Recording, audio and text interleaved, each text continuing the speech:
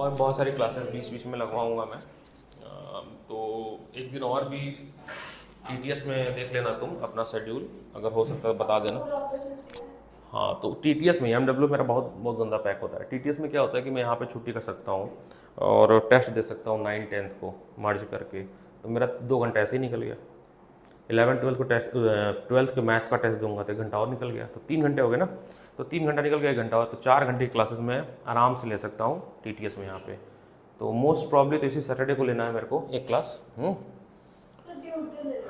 इस सैटरडे क्यों लेना है बताता हूँ, क्योंकि तो देवी का पेपर है ना, तो 2 चैप्टर कवर हो जाएगा। तो एक तो आज ही कवर, एक दिन करना पड़ेगा तुम्हें, कोई दिक्कत नहीं, एक दिन करना पड़ेगा क्योंकि ये बड़ा परेशान करेगा फिजिक्स।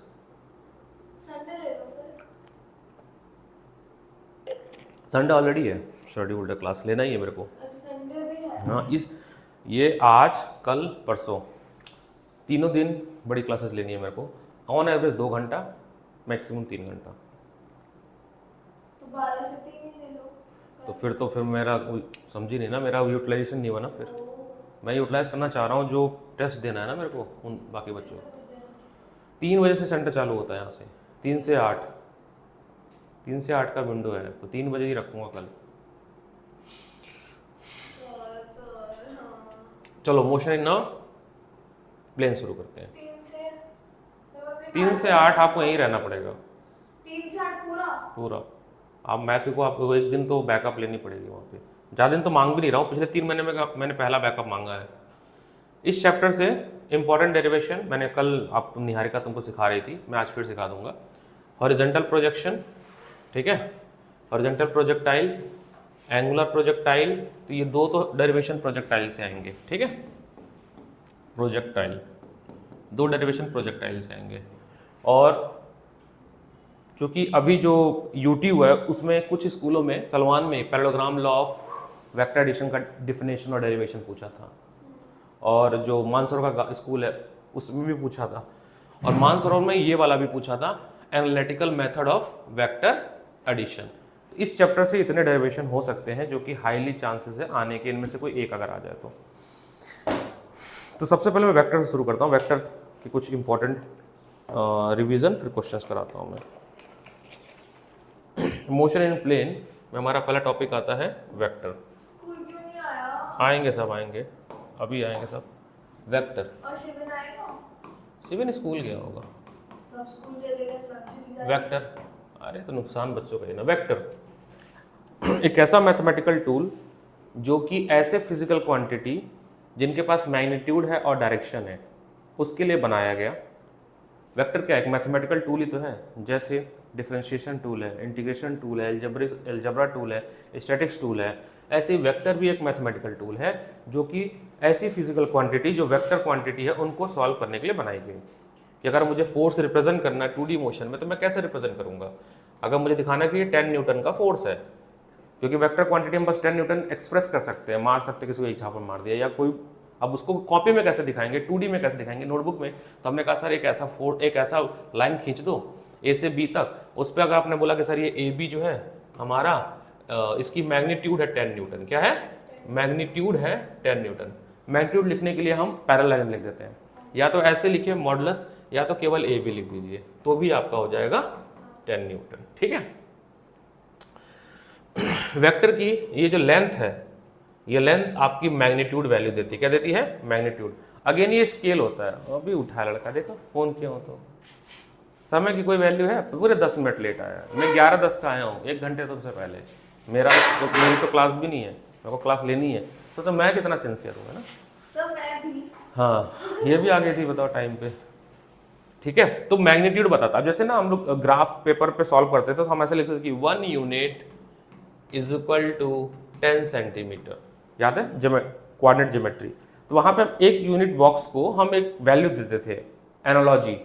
अब हमें पृथ्वी का ग्राफ बनाना है, पृथ्वी के पूरे भारत के नक्शे होते हैं ना, पूरे वर्ल्ड के नक्शे हमें ग्राफ पेपर पर प्लॉट करना है, कितना बड़ा एरिया लगेगा। तो हमने वहाँ पे देखना का ग्राफ पेपर, वो जो मैप खरीदना, नीचे लिखा होता है स्केल, वैसे ही ये स्केल है जो कि इसका मैग्नीट्यूड देता है, ठीक है। उसके बाद आपका होता है position vector. And displacement vector. Second है आपका पोजीशन वेक्टर। देख लो भाई क्या टारगेट है, तुम्हारे लिए क्लास लगाई, तुम्हारा पेपर है, तुम ही का है वो। अरे नहीं, 5 मिनट 15 पूरे मिनट 11-12 मिनट लेट आए हो, ये गलत बात है। 12-11 अब मैं तो मम्मी को फ़ोन किया हूँ पता है ये बार 11:59 पे। ये पहला स्लाइड अच्छा लिखा ना मैंने, 70 और 70 चाहिए, नहीं तो इसी में तुमको बंद कर देंगे 2 दिन के लिए, सोच लेना। ठीक है, 2 चैप्टर है लेकिन आज एक ही चैप्टर कवर होगा। आज का टास्क है 17 मार्क्स, 17 में 17, ये 2 चैप्टर पढ़ लोगे वैसे ही 34 आ जाएगा। ठीक है, पास का महापास। ठीक है, तो आज क्या डेट है बताओ, 30th ना, तो 30th अगस्त आज हो जाएगा, कल 31 अगस्त कल ये कवर होगा, और उसके बाद 1 सितंबर को आपका होगा chapter 2 straight line and unit and dimension.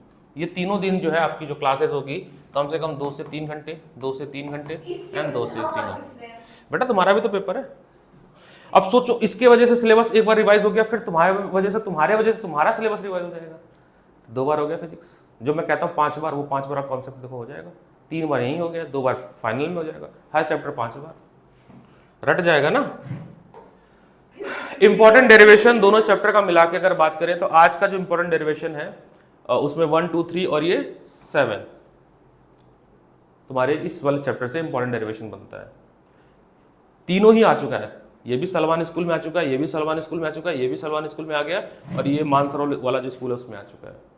तो यानी कि फिर आने के चांसेस है, अगर किसी स्कूल में आ रहा है इसका मतलब वो इंपॉर्टेंट टॉपिक है ना, तभी तो आ रहा है। हाँ आते हैं position vector and displacement vector. कभी कभी हम जब किसी वीक बच्चे को पढ़ाते हैं ना तो उससे फायदा भी होता है। बोलो क्या? वो वीक बच्चा हमें सिखाता है पढ़ाते कैसे हैं, सबसे इजी एग्जाम्पल कैसे लो। तो मैं एक बच्चे को जो पढ़ा रहा हूँ तो मैं सीखता हूँ कि मतलब उसको समझाने के लिए मैं ऐसे एग्जाम्पल लेता हूँ, मेरे को हाँ यार ऐसे भी हो सकता है।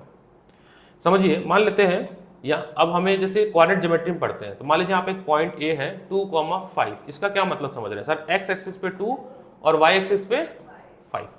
ये कोऑर्डिनेट ज्योमेट्री पढ़ा था हमने, पढ़ा था ना। अब इसी चीज को मैंने रिसेंटली सीखा है ये, इसी चीज को अब हम इसमें दूसरे तरीके से समझाते हैं, वेक्टर में समझाते हैं कि सर अगर यहाँ पे एक पॉइंट है 2,5 ये पॉइंट, और ये मान लीजिए ओरिजिन है, तो एक ऐसा वेक्टर का जन्म हुआ जो कि विथ रिस्पेक्ट टू ओरिजिन इसको बताता है, उसको बोलते हैं पोजीशन वेक्टर। क्या बोलते हैं? तो R1 जो है वो है आपका पोजीशन वेक्टर। अब चूंकि हम लोग कार्टेशियन वगैरह पढ़ चुके हैं ना, तो हम सीधे यूज करेंगे। तो R1 को हम लिखते हैं 2i cap and 5j cap.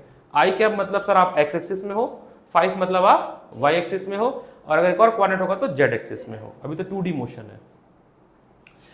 Okay मान लेते हैं पार्टिकल यहां से मचलते मचलते यहां आ गया, हो सकता है ना इसका मन हो गया होगा घूमने का। 5,3 इसका मतलब सर x पे आप 5 हो और y पे 3 हो, ये होने इसका मतलब। बोलते रहो यार कुछ, क्या नाम है देविक। इसके लिए आपको बना सेकंड वेक्टर R2, ठीक है ना। अब इनिशियल पॉइंट आपका A है, इनिशियल पॉइंट आपका A है, फाइनल पॉइंट आपका B है। R1 and R2 are position vector for point A and B। इन दोनों को जोड़ने वाला वेक्टर जो बनेगा वो डिस्प्लेसमेंट वेक्टर कहलाएगा। इन दोनों को जोड़ने वाला जो वेक्टर बनेगा वो कहलाएगा डिस्प्लेसमेंट वेक्टर कहलाएगा। 1 से 2 पे जा रहे हैं तो ऐसे लिखेंगे 1 से 2, और 1 से 2 की वैल्यू क्या होती है? 1 से 2 की वैल्यू होती है R2 माइनस R1। कैसे बना देखो, नाम अगर देखा जाए तो एक तुमको ट्राइंगल दिख रहा है OAB।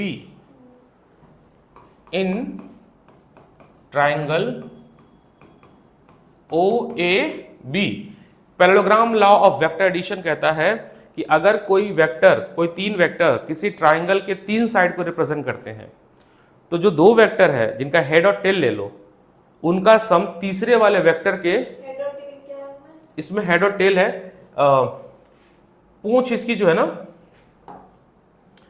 ये हेड है और ये टेल है। अब यहां पे समझना, parallelogram law of vector addition कहता है, पैरेललोग्राम, अच्छा कभी कभी लगता है मेरे अंदर कोटा वाली आत्मा आ जाती है, parallelogram law of vector addition, मेरे जो सर लोग पढ़ाए मेरे को वो रिफ्लेक्ट होता है। जब आप कभी भी अपने जीवन में किसी अच्छे प्रोफेसर से पढ़ लेते हो, अच्छे टीचर से, उसका फायदा ये होता है कि अगर आपने टीचिंग कैरियर चुना तो आप उनकी पेडागोजी को रेप्लिकेट कर सकते हो। वैसे मेरे को पढ़ाया जाता था पैरेललोग्राम। अब देखो तुम समझ नहीं आ रहा है, एक एग्जांपल से मैंने कितना चीज़ कवर मिक्स कर दिया, मैंने समझ ही आया। पैरेललोग्राम भी डाल दिया इसी में, पोजीशन वेक्टर भी डाल दिया, डिस्प्लेसमेंट भी डाल दिया और कार्टेशियन भी डाल दिया, जिसको हम स्टार्टिंग में जब पहली बार पढ़ रहे थे कैसे पढ़ रहे थे, अलग अलग पढ़ रहे। कह रहा है कि मान लीजिए एक वेक्टर है ये वेक्टर है ए, ठीक है, जिसका ये टेल है और इसका ये हेड है। अच्छा, वेक्टर की एक खास बात है कि आप वेक्टर को उसी प्लेन में बिना डायरेक्शन चेंज किए, डायरेक्शन मत चेंज करना, हम उधर उधर शिफ्ट कर सकते हैं। मतलब इसको उठाकर यहाँ ला सकते हैं, यहाँ ला सकते हैं, लेकिन ऐसा नहीं कि इसको फ्लिप कर देना। फ्लिप किए तो निगेटिव हो जाएगा। क्या हो जाएगा? टेल, हाँ कोई दिक्कत नहीं है, बस मैग्नीट्यूड बदल गया ना। तो हमने बी वेक्टर, अच्छा ये मान लीजिए ए वेक्टर है, ऐसे जैसे लिखा हुआ है, ये दो मैंने दिया है, ये हमने पहला बनाया, आपने बी वेक्टर इस तरह से था, इसको उठाया और यहां रख दिया ए वेक्टर, ठीक है। ट्राइंगल के दो साइड शो कर रहा है, तो ये इसके टेल को पकड़ो और यहां पे ले जाओ, ये आपका रिजल्टेंट वेक्टर होगा जो कि होगा ए प्लस बी। बट ध्यान देने वाली बात क्या है, आप बी से ए जा रहे थे, आपका ये डायरेक्शन था ना?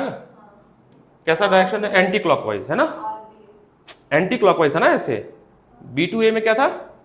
Anti clockwise. और जो रिजल्टेंट वो कैसे आ रहा है? ऐसे आ रहा है, यानी कि क्लॉकवाइज। तो रिजल्टेंट का डायरेक्शन कैसा होगा? हमेशा अपोजिट होगा अपने दो वेक्टर जिनको जोड़ के बनाया गया है। ये है parallelogram law of vector addition. इसका डिफिनेशन, इसका प्रूफ नहीं है कोई, इसका प्रूफ नहीं। डेफिनेशन वर्ड टू वर्ड याद कर लेना, ठीक है। दूसरा है, यहीं पे लगे हाथ बता देते हैं क्योंकि फिर क्या हो। दूसरा है पैरेललो, अच्छा ये तो मैंने गलत लिख दिया, ये ट्राइंगल लॉ ऑफ एडिशन था। क्या था? Triangle law of addition, triangle law of addition. अगला है पैरेललोग्राम लॉ ऑफ एडिशन। ये कहता है कि अगर आपने किसी दो वेक्टर को, अच्छा दो चीज होता है, होता को इनिशियल वेक्टर, नाम सुना तुमने? को इनिशियल वेक्टर मतलब दो वेक्टर जिनकी पूंछ एक साथ बंधी हो, जिनका टेल एक साथ बंधा हो, उनको बोलते हैं को इनिशियल वेक्टर। तो मान लीजिए वेक्टर ए है, ये वेक्टर बी है, इनको आपस में जोड़ देते क्या हो गया? को इनिशियल हो गया। क्या हो गया? को इनिशियल। और अगर मान लीजिए इसको मैंने बढ़ा दिया, इसको भी हमने बढ़ा दिया, तो ये क्या बना रहा है? पैरेललोग्राम बना रहा है। क्या बना रहा है? पैरेललोग्राम। तो जो इसका डायगोनल होगा आर, वो इसका रिजल्टेंट होगा, और वो कितना होगा? वो होगा आपका ए प्लस बी। इसका प्रूफ कहां से आया है? इसका डेरिवेशन ये तो है ही है, इस बी को शिफ्ट कर दो तो यहां ला के रख देंगे, तो ये देखो एक ट्राइंगल नहीं बन गया, ये वाला आधा वाला हिस्सा कैसा बन गया? नहीं है तो सिलेबस का एक पार्ट ना।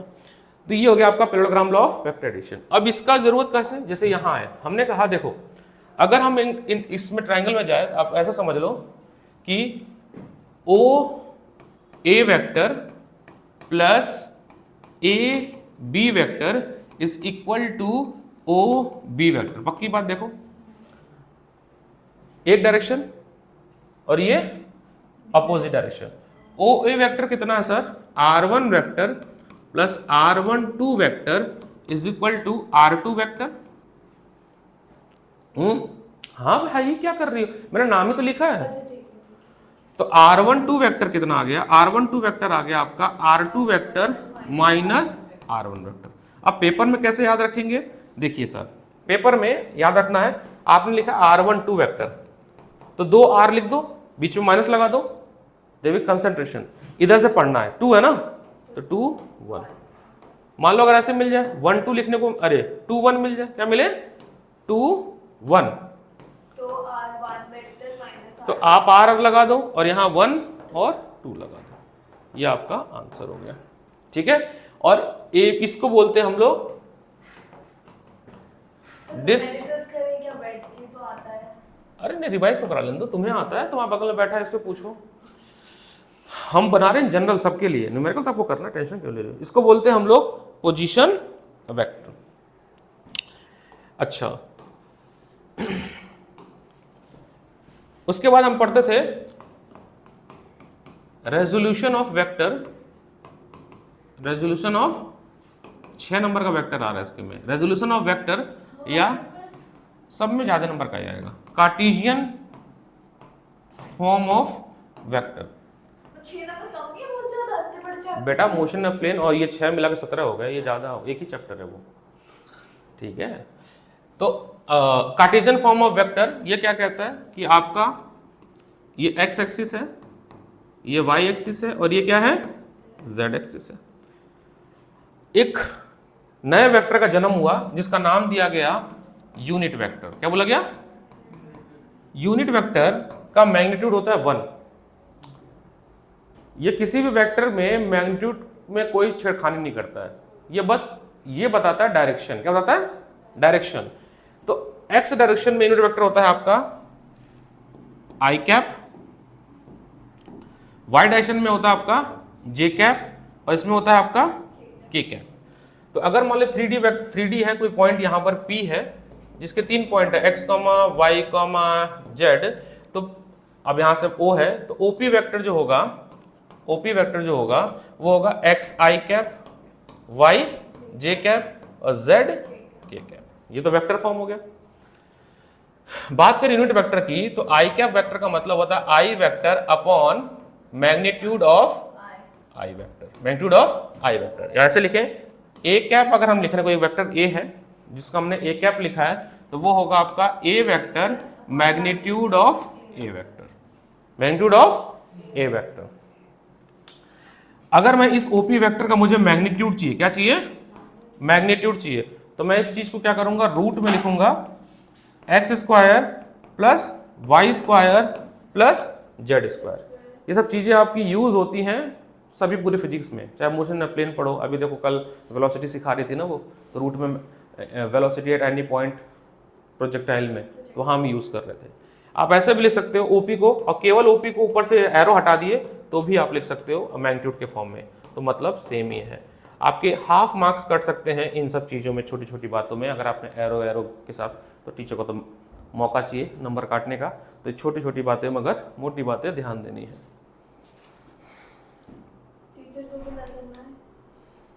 अरे बेटा, टीचर को पढ़ाते समय नहीं नजर आता, लेकिन जिस समय मार्क्स काटना होता है ना, भाई साहब तो रेडबुल बैठ के पी के बैठ के चेक करती हैं कि भाई मेरे को नंबर काटने हैं। कुछ करे एब्सेंट, अब कोई एक्स्ट्रा क्लास मांगा तब बताऊंगा, ठीक है। अच्छा, नेक्स्ट आते हैं मोस्ट इंपॉर्टेंट डेरिवेशन पे, that is analytical method of vector addition. अब जिसको ये वेक्टर नहीं समझ आया था उसको 12th की फिजिक्स नहीं आएगी, ठीक है। एनालिटिकल स्पेलिंग देखना गलत हो सकता है वैसे, analytical method of vector addition. ये कहता है कि अगर आपके पास कोई दो वेक्टर हैं, vector A and vector B, पक्की बात, इनका रिजल्टेंट वेक्टर होगा आपका वेक्टर आर, तो इसकी वैल्यू होती है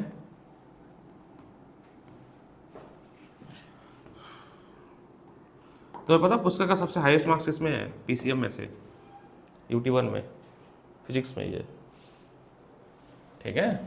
तो मेरे को फिजिक्स के अच्छे मार्क्स चाहिए, इतने बच्चे बैठे हैं, वजह मैं बहुत टारगेटेड टीचर बना हूँ इस समय मार्केट में, तुम्हें पता नहीं है।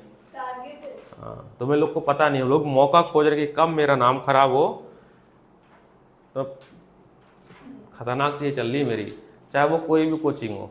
ऐसा हर कोचिंग को ये पूछ, बैच नहीं है अनुज सर का, अच्छा घर पे पढ़ाने आते हैं, सेंटर पे बैच नहीं है?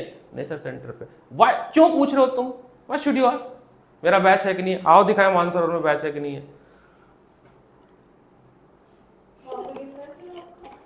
टोटल मिला के 30 हैं, 12 और 11, 12 और 8, अरे 22 और 8।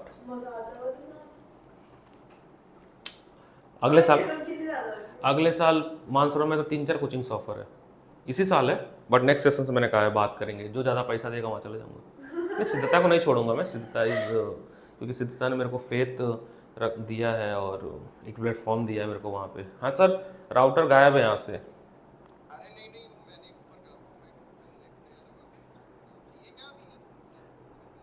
बच्चे दो आए थे तो अब रिकॉर्ड तो हो रहा है ना, रिकॉर्ड तो हो जाएगा बिना नेट के भी ना।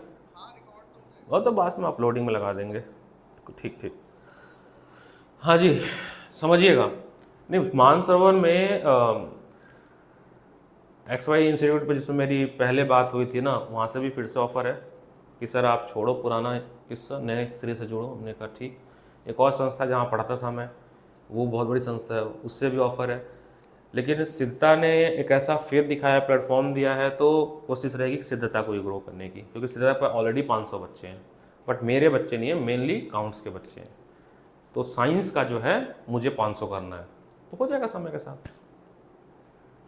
इस साल केवल प्योर CBSE पढ़ा रहा हूँ, ठीक है। अगले साल के मैं CBSE तो पढ़ाऊंगा ही मैं, ठीक है। CBSE तो रहेगा ही, उसी में JEE जोड़ दूंगा मैं। इसी साल कर रहे थे ऑनलाइन। हाँ, आप तो इसी साल कर रहे थे जेई का online। वो तो ऑनलाइन चल ही रहा है, बैच बन गया, मैं लेता हूँ कभी कभी क्लास, वो तो पुणे की कोचिंग का है। ये मैं जोड़ रहा हूँ ऐसा किस लिए, ताकि बच्चों को CBSE के साथ थोड़ा थोड़ा JEE का भी फॉलोअप मिलता जो रहे। हमारे जैसे कुछ नहीं दे रहे। मैंने क्या बोला, हम फ्लेवर दे रहे हैं ना, प्योर थोड़ी पढ़ा रहे हैं। उसके लिए तो फिर अलग से बैच बनेगा। जैसे मान लो 5 क्वेश्चन है तो 2 क्वेश्चन JEE के भी होने चाहिए, 3 क्वेश्चन CBSE के होने चाहिए। हाँ जी, तो इसका जो R रिजल्टेंट आएगा वो आता है रूट में A² plus B² plus 2AB cos theta. But ये कैसे आया, इसका डेरिवेशन चाहिए मेरे को, ये आता है पेपर में। तो चलिए करते हैं डेरिवेशन। दूसरा tan बीटा डायरेक्शन के लिए ये होता है आपका B sin थीटा। ये जो रिजल्टेंट वेक्टर है वो वेक्टर A के साथ बीटा एंगल बना रहा है। क्या बना रहा है, ये हम दिए हैं ताकि ये बता पाए कि भाई R कितने एंगल पे है A से। तो B sin theta upon A plus B cos theta, क्योंकि ऐसे याद रखना है कि ऊपर साइन होगा नीचे cos होगा। और मैंने पहले बताया था, याद करने तरीका, बीटा किसके साथ, A के साथ है ना, तो ऊपर जो है A नहीं आएगा B आएगा, यानी कि हमें B अपॉन A करना है। क्या करना है, फिर यहाँ लिखना है साइन थीटा और यहाँ लिखना है कॉस थीटा, बीच में प्लस रखना। अब ये तो हो चुका, तो यहाँ पर क्या रख देना है B। तो tan थीटा अपॉन ये याद करने का तरीका है, ठीक है। ये कैसे याद किया, इनका डेरिवेशन बताओ। देविक आता है तुम्हें? तुम्हें आता है? देखो देविक को नहीं आ रहा ना, इसलिए करना पड़ रहा है। तो चलिए स्टार्ट करते हैं डेरिवेशन। करो नेक्स्ट। ये रिजल्ट याद रखना है न्यूमेरिकल में सॉल्व करने के लिए। इसका डेरिवेशन करते हैं। तो जैसे ऐसा लगा में जो लेबलिंग की है उसी लेबलिंग के साथ करते हैं। तो कल को तुम ये बुक रिवाइज करो तो तुम्हें कंफ्यूजन ना हो। तो जैसा एसोलोग्राम लिया वो करते हैं। तो एसोलोग्राम का ट्रायंगल बनाते हैं। तो हमारा पेपर पक्का पूरा ऐसे रोड़ा वो बनता ही तुम्हारे स्कूल पेपर एसोलोग्राम से ही बनता है। तुम्हारे बहुत सारे स्कूल में एसोलोग्राम से बनता है, बहुत सारे स्कूल में एसोलोग्राम से बन रहा है।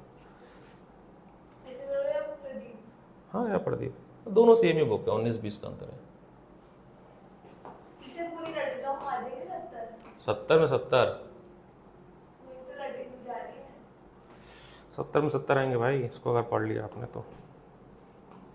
ओ पी सबसे बड़ा चैलेंज टाइम मैनेजमेंट, वही नहीं हो रही है। वही नहीं होती है। और वो नहीं होती है, जिससे वो होती है वो टॉपर होता है। पढ़ते तो सब हैं। अब मैंने कितनी अच्छी स्ट्रेटजी बनाई है, और ये ट्राइड एंड टेस्टेड स्ट्रेटजी है मेरी। मैं बताता हूँ क्या कौन सी स्ट्रेटजी है, बताता हूँ। एक तो मैं ऑनलाइन बता दूंगा, सब बच्चे जान जाएंगे, बट ठीक है, सबका भला हो, कोई दिक्कत नहीं है। स्ट्रेटजी क्या है, मान लो अभी आप पढ़ रहे हो, आपके 70 में से 30-35 ही बन रहे हैं, उससे ज़्यादा नहीं बन रहे हैं। एक बात बता रहा हूँ, जो अभी प्रिपरेशन ऑफ लेवल है, आप 30 सैंपल पेपर करो। क्या करो, 30, जिसमें 1 से लेके 5 तक सैंपल पेपर में टारगेट रखो 35 का, कि 35 अचीव होते जाए, ज़्यादा ना हो। और उसमें मान लो 33 क्वेश्चन होते हैं, 33 में हर पेपर में 5 क्वेश्चन गलत होंगे, 10 क्वेश्चन गलत होंगे। एक सॉल्यूशन नोटबुक बनाओ, उसमें सॉल्यूशन नोटबुक में आपने जो गलती की है ना उसका सही सॉल्यूशन लिखो, जो कि आपको मिल जाएगा सॉल्यूशन से। मेहनत है ये, एक्स्ट्रा मेहनत है। देखो जो तुम कर रही हो ये सब लोग कर रहे हैं, सब लोग क्लास ले रहे हैं, टेस्ट दे रहे हैं, पढ़ रहे हैं। क्या नहीं कर रहे हैं, जो मैं बता रहा हूँ वो नहीं कर रहे हैं, वो तुम करो उनसे अलग, तभी तो नंबर आएगा। तो मान लो 5 क्वेश्चन गलत हो। फॉर एग्जाम्पल ये डेरिवेशन आपका सेम पेपर 1 में आया और ये गलत हो गया आपसे, एग्जाम्पल दे रहा हूँ। आपने क्या क्या सोल्यूशन लिखा, ऑलरेडी अपलोड करूंगा मैं अगर मैं दे रहा हूँ तो। आपने सोल्यूशन को लिखा अपनी कॉपी में, सैम्पल 2 में फिर से ये आ गया, क्या गलत होगा तुमसे? ये तो नहीं होगा, यानी ये वाली गलती तो सॉल्व हो गई। सैम्पल पेपर 2 में तुम्हारा एफबीडी गलत हो गया, कोई क्वेश्चन आया वर्क एनर्जी का और वो गलत हो गया। आपने घर पे गए, उसकी विवेचना की है, उसकी विवेचना मतलब डिटेल एनालिसिस की है, और आपने सैम पेपर अपने सॉल्यूशन नोटबुक में लिख दिया वो बात। पेपर 3 में फिर आ गया वो क्वेश्चन, क्या वो गलत होगा? ऐसे करके मान लो तुम 500 मिस्टेक करोगे पूरी फिजिक्स में, 500 क्वेश्चन तुम्हारे रेडी हो गए खुद के मिस्टेक के, और 30 में 900 क्वेश्चन बनेंगे। 30 सैम्पल पेपर में 900 33 क्वेश्चन होता है ना, तो 900 क्वेश्चन बनेंगे। 5 से 10 जंप मारो 45 का, अपनी सारी गलतियां कम कर चुके होगे। 10 से जब 15 आ जाओ तो फिर से 50 या 55 पे पहुंचो।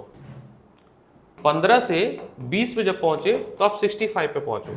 इसके बाद आपके मार्क्स नहीं कम होंगे, ये मेरी गारंटी है। 20 से 30 आपकी टारगेट अब फाइट हो जाएगी 60 to 75। सर 5 नंबर क्यों कहा जा रहे हो? एमसीक्यू, एसएसएम, रीजनिंग, तो भाई आप भगवान है। ये जिसने किया, तुम लोग 10th में सेम पेपर कितना किए थे? नहीं, इससे पूछो कितना सेम पेपर किए थे?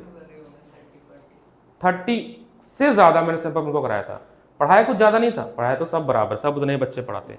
ये सैम्पल पेपर ना करते, सैम्पल पेपर वाला जो हिस्सा था ना 10th में जो इन्होंने किया, वो पार्ट डिलीट कर देते, केवल उतना ही पढ़ के जाते जितना मैं पढ़ा रहा था, जो पैडागोजी चल रहा था, तो इनके 10 नंबर कम आते। जितना ये पाए थे, जितना भी ये पाए थे -10 होता। तो बाकी सारे बच्चे जो कर रहे हैं उनसे तुम क्या लगो? देखो टेस्ट हम भी ले रहे हैं, हर जगह होता है, मटेरियल हम भी दे रहे हैं, हर जगह होता है, क्लास हम भी ले रहे हैं, हर जगह होता है। अलग क्या किया आपने? अलग ये था, ये मेरा टेस्टेड है यूपीएससी के दौरान, मेरी बहन तैयारी कर रही है, स्टिल वो भी यही कर रही है। इसी की वजह से उसके जो मार्क्स हैं कंसिस्टेंट रहे, माना बहुत ज़्यादा नहीं बढ़ रहे, 580 हुए, 550 पिछली बार थे 580, बट गिरा नहीं, 500 से 250 पे तो नहीं गई ना, बिकॉज ऑफ दिस कंसिस्टेंसी। ये सबसे खतरनाक स्ट्रेटजी है। चाहे आप एक बार कम पढ़ो, एक बार थ्योरी कम पढ़ो, बट ये सिंपल पेपर वाला तो अप्रोच मैं 1 तारीख से शुरू कर रहा हूँ 12th का, क्योंकि उनके ना लगभग 9 चैप्टर हो गए। पूरी डायरी बनाई है मैंने, उसमें सब कुछ लिखा हूँ मैं कि क्या क्या टॉपिक रह गया, क्या हो गया, तो उनके पूरी फोटो खींच के व्हाट्सएप पे ग्रुप पे डाला मैंने, डेट शीट के साथ डाला है कि कब कब सैम्पल पेपर होगा। तुम लोगों का तो अभी सिलेबस ही उस लेवल का नहीं हुआ है ना।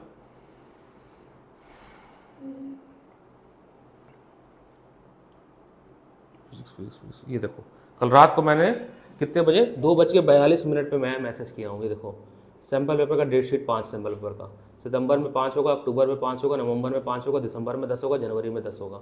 Detail solution, video solution, PDF, make a mistake notebook. ठीक है, क्या क्या चैप्टर हो गए हैं अब तक हो गए हैं 1 से लेके 8 चैप्टर हो गए हैं। 2 चैप्टर अपकमिंग जो सितंबर वाला महीना होगा उसमें 3 होगा, तो 8 और 3 कितने हो गए? 11, 14 चैप्टर ही है। तो ये कहानी, 3 ही बचेंगे फिर। अक्टूबर तक सिलेबस खत्म। मैंने कमिटमेंट दी थी बच्चों को।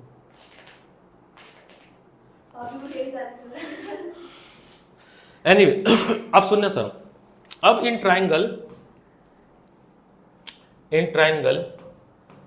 P Q N, in triangle P Q N 2 चीज बताना आपको, एक तो कॉस थीटा बताना है, एक साइन थीटा बताता है। समझ रहे? ये थीटा है तो ये वाला हिस्सा बेस होगा, ये बेस होगा, ये हाइपोटेनस होगा, और ये तो बताना कॉस थीटा क्या होगा? P N upon P Q. Pandit Bhola Prasad हर हर भोले। साइन थीटा होता है P upon H, P Q N upon, ये पी है बेटा, हाइपोटेनस पी क्यू है ना। अच्छा जी, यहां से this implies that P N क्या हो जाएगा? पी क्यू कॉस थीटा, यहां से क्यू एन क्या हो जाएगा? P Q sine theta. अच्छा पी क्यू क्या है, ध्यान से देखो, बी है, बी वेक्टर है, क्या है? तो बी कॉस थीटा। अभी समझ आएगा क्यों इसकी जरूरत पड़ी। और ये क्या होगा? कॉस थीटा, अरे साइन थीटा, साइन थीटा। कोई दिक्कत है बताओ? अब आ जाओ बड़े ट्रायंगल में। इन ट्राइंगल हमने पहले छोटा लग गया। अभी समझा, प्रूफ का पार्ट है वो। In triangle O N P, in triangle right angle triangle है पूरा, ओ एन पी कैसे straight line? Q Q Q, my bad, ऐसे ना रिफ्लेक्शन आता दिखता नहीं, मुझको लगता पी लिखा O N Q, right angle triangle है। पैथागोरस थ्योरम लगाएंगे by using Pythagoras theorem. O Q square O N square plus Q N square. O N square क्या है? O P plus P N का whole square plus Q N square. हाँ।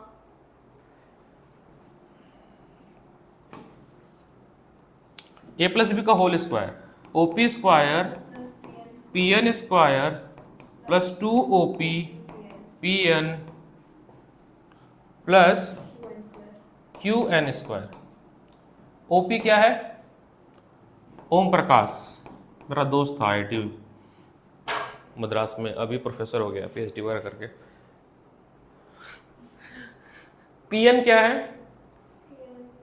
Minimise. P N क्या है? लिखा ही नहीं हमने। अरे उधर देखो Mata Rani, B cos theta, B cos theta. 2 OP, P N क्या है और क्यू एन क्या है? क्यू एन है आपका,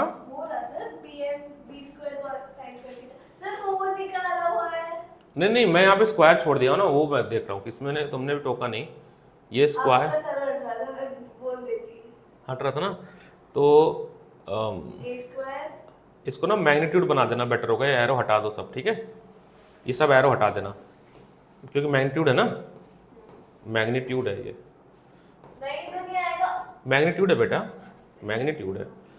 तो आपका हो जाएगा बी,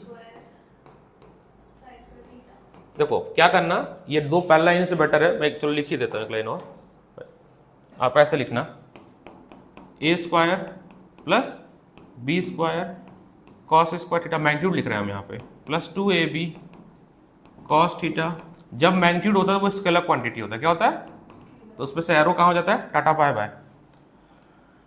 ये वाला बी स्क्वायर कॉस थीटा और ये वाला बी स्क्वायर कॉस थीटा होगा, केवल बी स्क्वायर हो जाएगा, क्योंकि sign square theta plus cos square theta होता है 1। ट्रिग्नोमेट्रिक आइडेंटिटी, ट्रिग्नोमेट्री अच्छी है आप लोग की। A square plus B square plus 2AB AB cos, यार ये कैसे हो जाए साइड बताओ, 2AB कॉस थीटा। और OQ क्या था? आर स्क्वायर, ये तो रिजल्टेंट था ना, तो आप हट गया तो आपका डेरिवेशन हो गया रूट में ये पूरी की पूरी वैल्यू।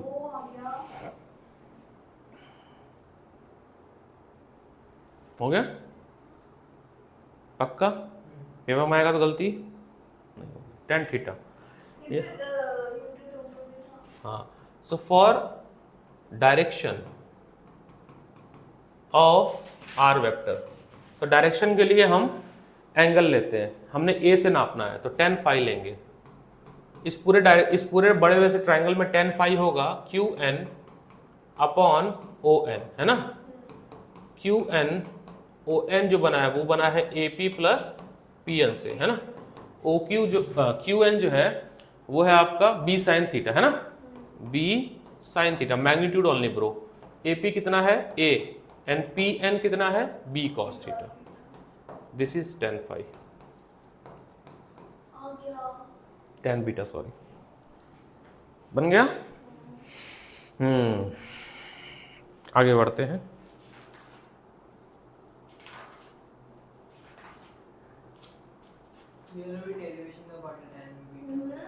हाँ, अगर डायरेक्शन पूछेगा तो, अगर डायरेक्शन पूछेगा तो ये बताना पड़ेगा, अगर केवल मैग्नीट्यूड पूछा तो ये बताना होगा।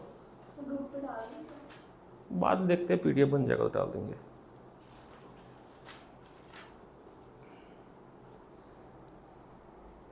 ठीक है, नेक्स्ट रेजोल्यूशन में एक चीज और याद रखिएगा कि मान लेते हैं कि एक वेक्टर है, ये वेक्टर है A, क्या है? तो अगर हम इस तरफ बनाएंगे और ये थीटा एंगल है तो इसका ये यहाँ पे ax कंपोनेंट आता है जो कि होता है a cos थीटा। इसके y डायरेक्शन में कंपोनेंट आता है a y कंपोनेंट जो कि होता है आपका a cos x a sin theta, a sin theta. जब हम यहाँ पे tan थीटा लेते हैं तो ये आपका होता है ए वाई कंपोनेंट अपॉन ए एक्स कंपोनेंट। ध्यान देखो साइन थीटा डिवाइड करेंगे तो बन ही जाएगा। अगर हम मैग्नीट्यूड ऑफ ए की बात करते हैं तो वो होता है रूट में ए एक्स स्क्वायर प्लस ए वाई स्क्वायर। थोड़ी देर पहले बता दिया था बट यहाँ पे आया तो मैंने कहा बता देते हैं। Next scalar product and dot product, multiplication of vector.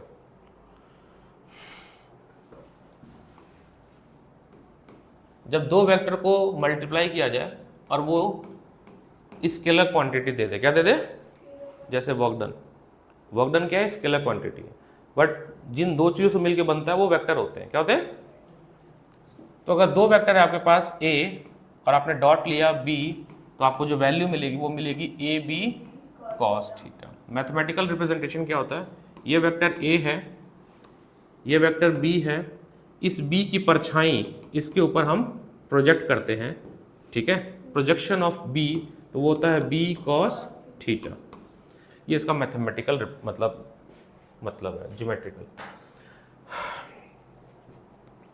यहाँ से अगर हम cos थीटा पूछेंगे तो वो होगा a dot b upon A B. अब a डॉट b कैसे निकलेगा? मान लीजिए आपके पास एक वेक्टर a है जो कि है a1 i cap, a1 i cap, a2 j cap, a3 k cap. आपके पास एक b वेक्टर है जो कि है b1 i cap, b2 j cap, b3 देविक नहीं समझ आ रहा है? एक बात समझिएगा, अगर मैं इस वाले फॉर्मूले में थीटा की वैल्यू 0 रख दूं तो क्या बनेगा? थीटा की वैल्यू 0 तो 0 बन जाएगा, ए बी बन जाएगा, यानी कि a dot B A B आ जाएगा। अगर थीटा की वैल्यू 90 रख दूं तो 0 यानी डॉट प्रोडक्ट क्या हो जाएगा? 0। एक बात बताइएगा, अगर ये आई कैप है, ये जे कैप है और इनके बीच में एंगल कितना होता है? 90 डिग्री। तो इनका आपस में अगर आप डॉट करते हो तो वो क्या देगा आपको? 0 देगा। लेकिन अगर आप आई के साथ और आई फिर से कर दो तो यहाँ पे एंगल कितना है? तो ये इनका डॉट क्या देगा? 1। तो ये बात याद हो गई कि जब भी हम सिमिलर डॉट प्रोडक्ट करेंगे, I dot I, J dot J, के डॉट के, हमें क्या देगा? और जब भी अलग अलग ले लेंगे तो 0 आ जाएगा, ठीक है। क्योंकि जब आप इनका डॉट लोगे तो लॉन्ग मेथड में आपको एक बार आई जे होगा और आई के होगा। सर हमारा डॉट प्रोडक्ट क्रॉस प्रोडक्ट सब सिर्फ यूटी के लिए रिलेटेड था क्या? केवल यूटी के लिए रिलेटेड था। ये क्या होता है? जाके पूछिए टीचर से। हमारे टीचर कुछ बताया तो मैं ऐसे सिलेबस पूरा हो गया? मेहर कहाँ? होम ट्यूशन सिलेबस टाइम हो जाता है। तो मतलब आप क्या कह रहे हो, हम नहीं कर देते? हम भी करते हैं, नहीं वहाँ पे स्पीड थोड़ी तेज रहती है, सिलेबस हो जाता है। अब देखो, अगर मान लो लॉन्ग मेथड की बात करें, हमने a1 को पकड़ा तो मल्टीप्लाई पहले इससे कराया तो a1 b1 i 1 हो गया, a1 b2 i j तो क्या हो गया? 0। तो इतना लंबा करने की जरूरत नहीं है, सिंपल हम क्या करेंगे, a1 b1, a2 b2, a3 b3, ठीक है। ये मल्टीप्लिकेशन आ गया, यानी कि ये वैल्यू दे देगा आपको, सिंपल एक नंबर दे देगा। क्या देगा? नंबर। जैसे वर्क डन निकाला था ना एफ डॉट डी एस से, कर रहे थे ना, एफ डॉट डी एस से।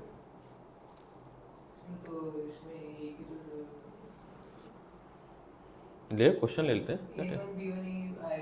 हाँ देखो ना, हाँ बाकी सब खत्म। जैसे अरे ले लेते हैं, फोर्स हमारे पास है 2 आई कैप 3 जे कैप प्लस 4, और हमारे पास डिस्प्लेसमेंट है 2 आई कैप 2 जे कैप 3। आपको वर्क डन निकालना है, क्या निकालना है? तो वर्क डन होता है F dot D S, F dot D S. तो 2 2 जा 4, 3 2 जा 6, 4 3 जा 12। तो कितना हो रहा है? 10 22 जूल एनर्जी। आंसर। सर आपको रात को इजी मुझे लगता है, खुद करने बैठते हैं दिमाग के लिए। क्वेश्चन है, क्वेश्चन 4 है, बहुत अच्छा क्वेश्चन है। इसमें लिखा है find the value of lambda, find the value of lambda in the unit vector, in the, ये वर्ड समझना, इन द, और वो यूनिट वेक्टर दिया क्या है आपको, मैं चूंकि पेपर में तो हमें खुद बनाना पड़ेगा, ये हम लिख रहे हैं। ए कैप दिया हुआ है आपको 0.4 आई कैप, 0.8 नहीं दिया, हमें सोचना है, 0.8 जिससे 1 बनता है और लेमडा है ना, तो 0.8 के कैप और लेमडा के कैप। कह रहा ना कि ये जो असल में ऐसे दिया हुआ था, स्टेटमेंट पढ़ोगे तो ये नहीं लिखा होता, बस लिखा था find the value of lambda in the unit vector. ये यूनिट वेक्टर पूरा है, क्या है, ये पूरा यूनिट वेक्टर है। तो अगर ये यूनिट वेक्टर है तो इसका मैग्नीट्यूड क्या होगा, इसका मैग्नीट्यूड क्या होगा, इसका मैग्नीट्यूड होगा 1। तो मैग्नीट्यूड, हाँ जी बोलो सर, हाँ बोलो बोलो, अरे आओ मेरे दौड़ के आना। मैग्नीट्यूड किस में होता है, रूट में होता है ना, कर सकते हैं ना, स्क्वायरिंग बोथ साइड कर दे, 1 का स्क्वायर क्या होता है 1, ताकि रूट गायब हो जाएगा, क्या हो जाएगा, रूट गायब हो जाएगा। तो 0.4 इन सब का आप सॉल्व कर सकते हो कि नहीं कर सकते हो, तो लेमडा की वैल्यू सॉल्व करने के बाद आएगी रूट में 0.2। ठीक है, आगे बढ़ते हैं। प्रॉपर्टीज, प्रॉपर्टीज पे क्वेश्चन आएंगे। पहला प्रॉपर्टी,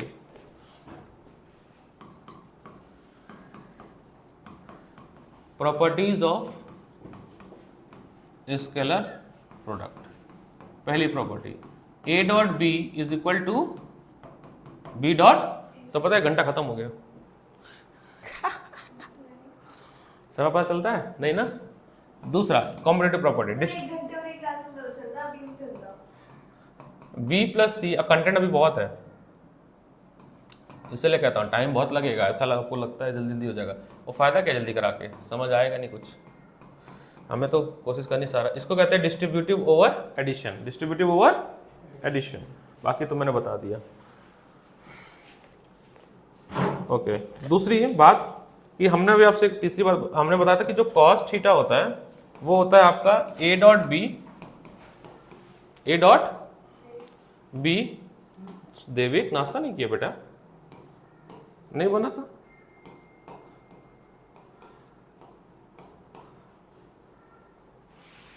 सो रहा है लड़का।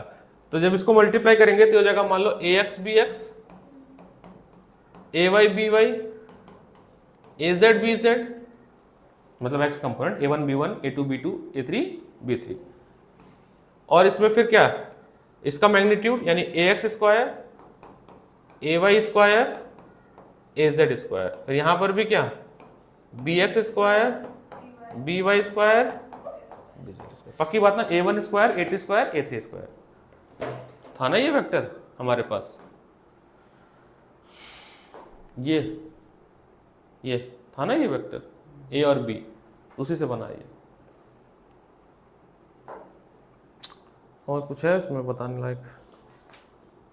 Next come to the cross product. अब क्रॉस प्रोडक्ट आपको क्या क्या कहता है कि ये वेक्टर प्रोडक्ट है, क्योंकि ये इसके अपने साथ रिजल्टेंट में डायरेक्शन भी रखता है। ठीक है, जैसे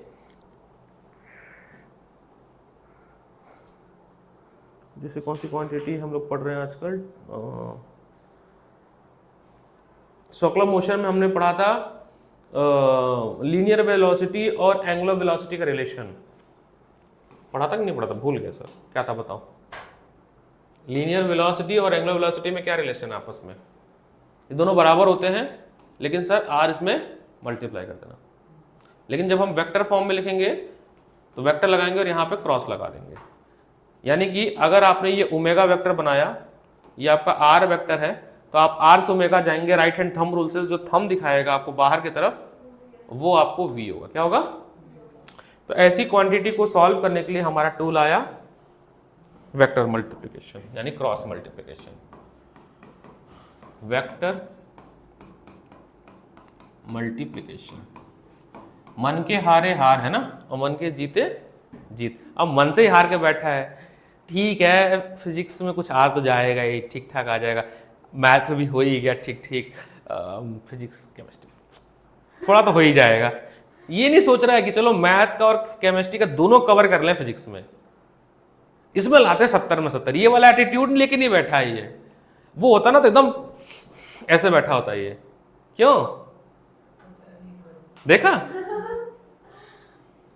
मैं शुरुआत से पढ़ा रहा हूं, समय अपने पास भरपूर है। आज तुम वैसे भी घर नहीं जाओगे, अब यहीं बैठोगे, विकास सर के साथ तुमको मैं लेके जाऊंगा, टेंशन क्यों ले रहे हो? वेक्टर मल्टीप्लिकेशन,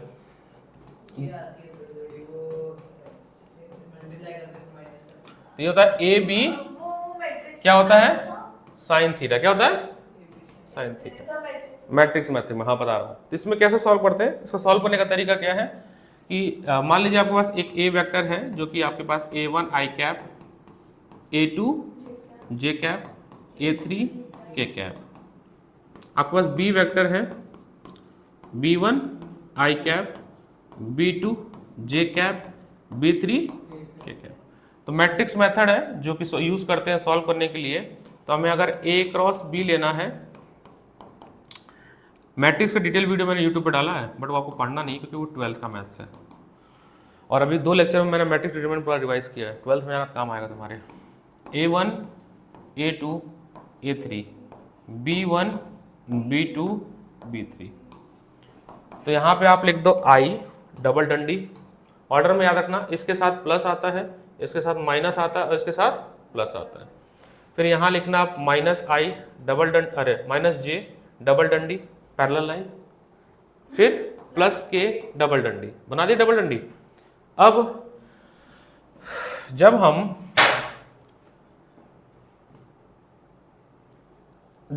I की एंट्री करते हैं, किसकी? जब हम I की एंट्री करते हैं तो I का रो और I का कॉलम क्या करते हैं? आराम से रखो, कोई दिक्कत नहीं है। I का रो और I का कॉलम, बोलता नहीं है देवी, बुरा मानता है, ये हमने छुपा देना है, ठीक है। जब हम I के डब्बा को भरेंगे तो I का रो और I का कॉलम, ठीक है, यानी उससे निकलने वाली गलियां, उनसे निकलने वाली गलियों के तरफ नहीं जाना भाई, वो स्त्री है, ठीक है, वो कुछ भी कर सकती है। वो उसके डायलॉग बड़े अच्छे लगते हैं। सरकटा के बारे में हमें क्या पता है? सरकटे का सर कटा है, इसको IS घोषित करो। वाह, ठीक है। मतलब वो मूवी पे इतना एनालिसिस हो गया कि अगला विलन कौन होगा। जे में जे का रो, जे की रो और जे का कॉलम गायब, जे का रो, जे की कॉलम गायब। क्या दिख रहा है? केवल A1 B1 A3। अब K की बात करते हैं, K की रो, K की कॉलम गायब। क्या दिख रहा है sir? A1 B1 A2 B2। सावधानी हटी, दुर्घटना घट जाएगी। मल्टीप्लाई करते समय A से B3 को मल्टीप्लाई करेंगे, A2 से, A2 को B3 से मल्टीप्लाई करें, दूसरी बार B2 को A3, ये फर्स्ट स्टेप और ये सेकंड स्टेप, बट बीच में क्या? माइनस। रूल है B2 A3, इसको बोलते हैं मैट्रिक्स अलजेब्रा। अलजेब्रा का भी एक और part, A1 B3 minus B1 A3, फिर प्लस। अगर मान लो यहाँ पर माइनस पहले से है तो वो उसका पार्ट बनेगा, ठीक है, मल्टीप्लाई का पार्ट बनेगा। A1 B2 minus B1 A2, इसको हाँ, तो वही ना, वो भी दिखा देते, वो भी करके दिखा देते हैं, क्वेश्चन लेकर। तो सारा प्लस प्लस का कंडीशन कर दिया, अभी हम सॉल्व कर देंगे माइनस वाला, मेन प्रॉब्लम उसी में होता है। ये सॉल्व करने के बाद आपको आंसर अभी भी किसके फॉर्म में आएगा? वेक्टर के ही फॉर्म में आएगा। आपको मैग्नीट्यूड चाहिए तो रूट वाला मेथड करेंगे। क्या हूं, अभी तो आगे करेंगे ना, सॉल्व तो करो पहले, लिख लिया पूरा, लिखो फॉर्मूला। वादा कर लिया। मेरा सुबह का अलार्म यही है, मैं 9 बजे मेरे को ये उठाता है, 8:30 बजे के आसपास हमारे यहाँ आता है, 8 साढ़े 8, तो ये मेरे गेट के जस्ट सामने आता है। फिर 100 रुपये को, बच्ची है छोटी सी, उसको डाइपर, सबसे महंगा डाइपर होता है, आधी कमाई डाइपर में जाता है मेरी, ठीक है। एनीवे तो चलो हम लेते हैं, लेटा था, हम लोगों के हिसाब से ज़्यादा लोग उठते हैं, तो 9 बजे। नहीं हमारे पहले रहता है 3i cap 2j cap minus 1k cap, ठीक है। मैंने जानबूझ के माइनस लिया ताकि काम आसान हो जाए। हमारे पास b वेक्टर है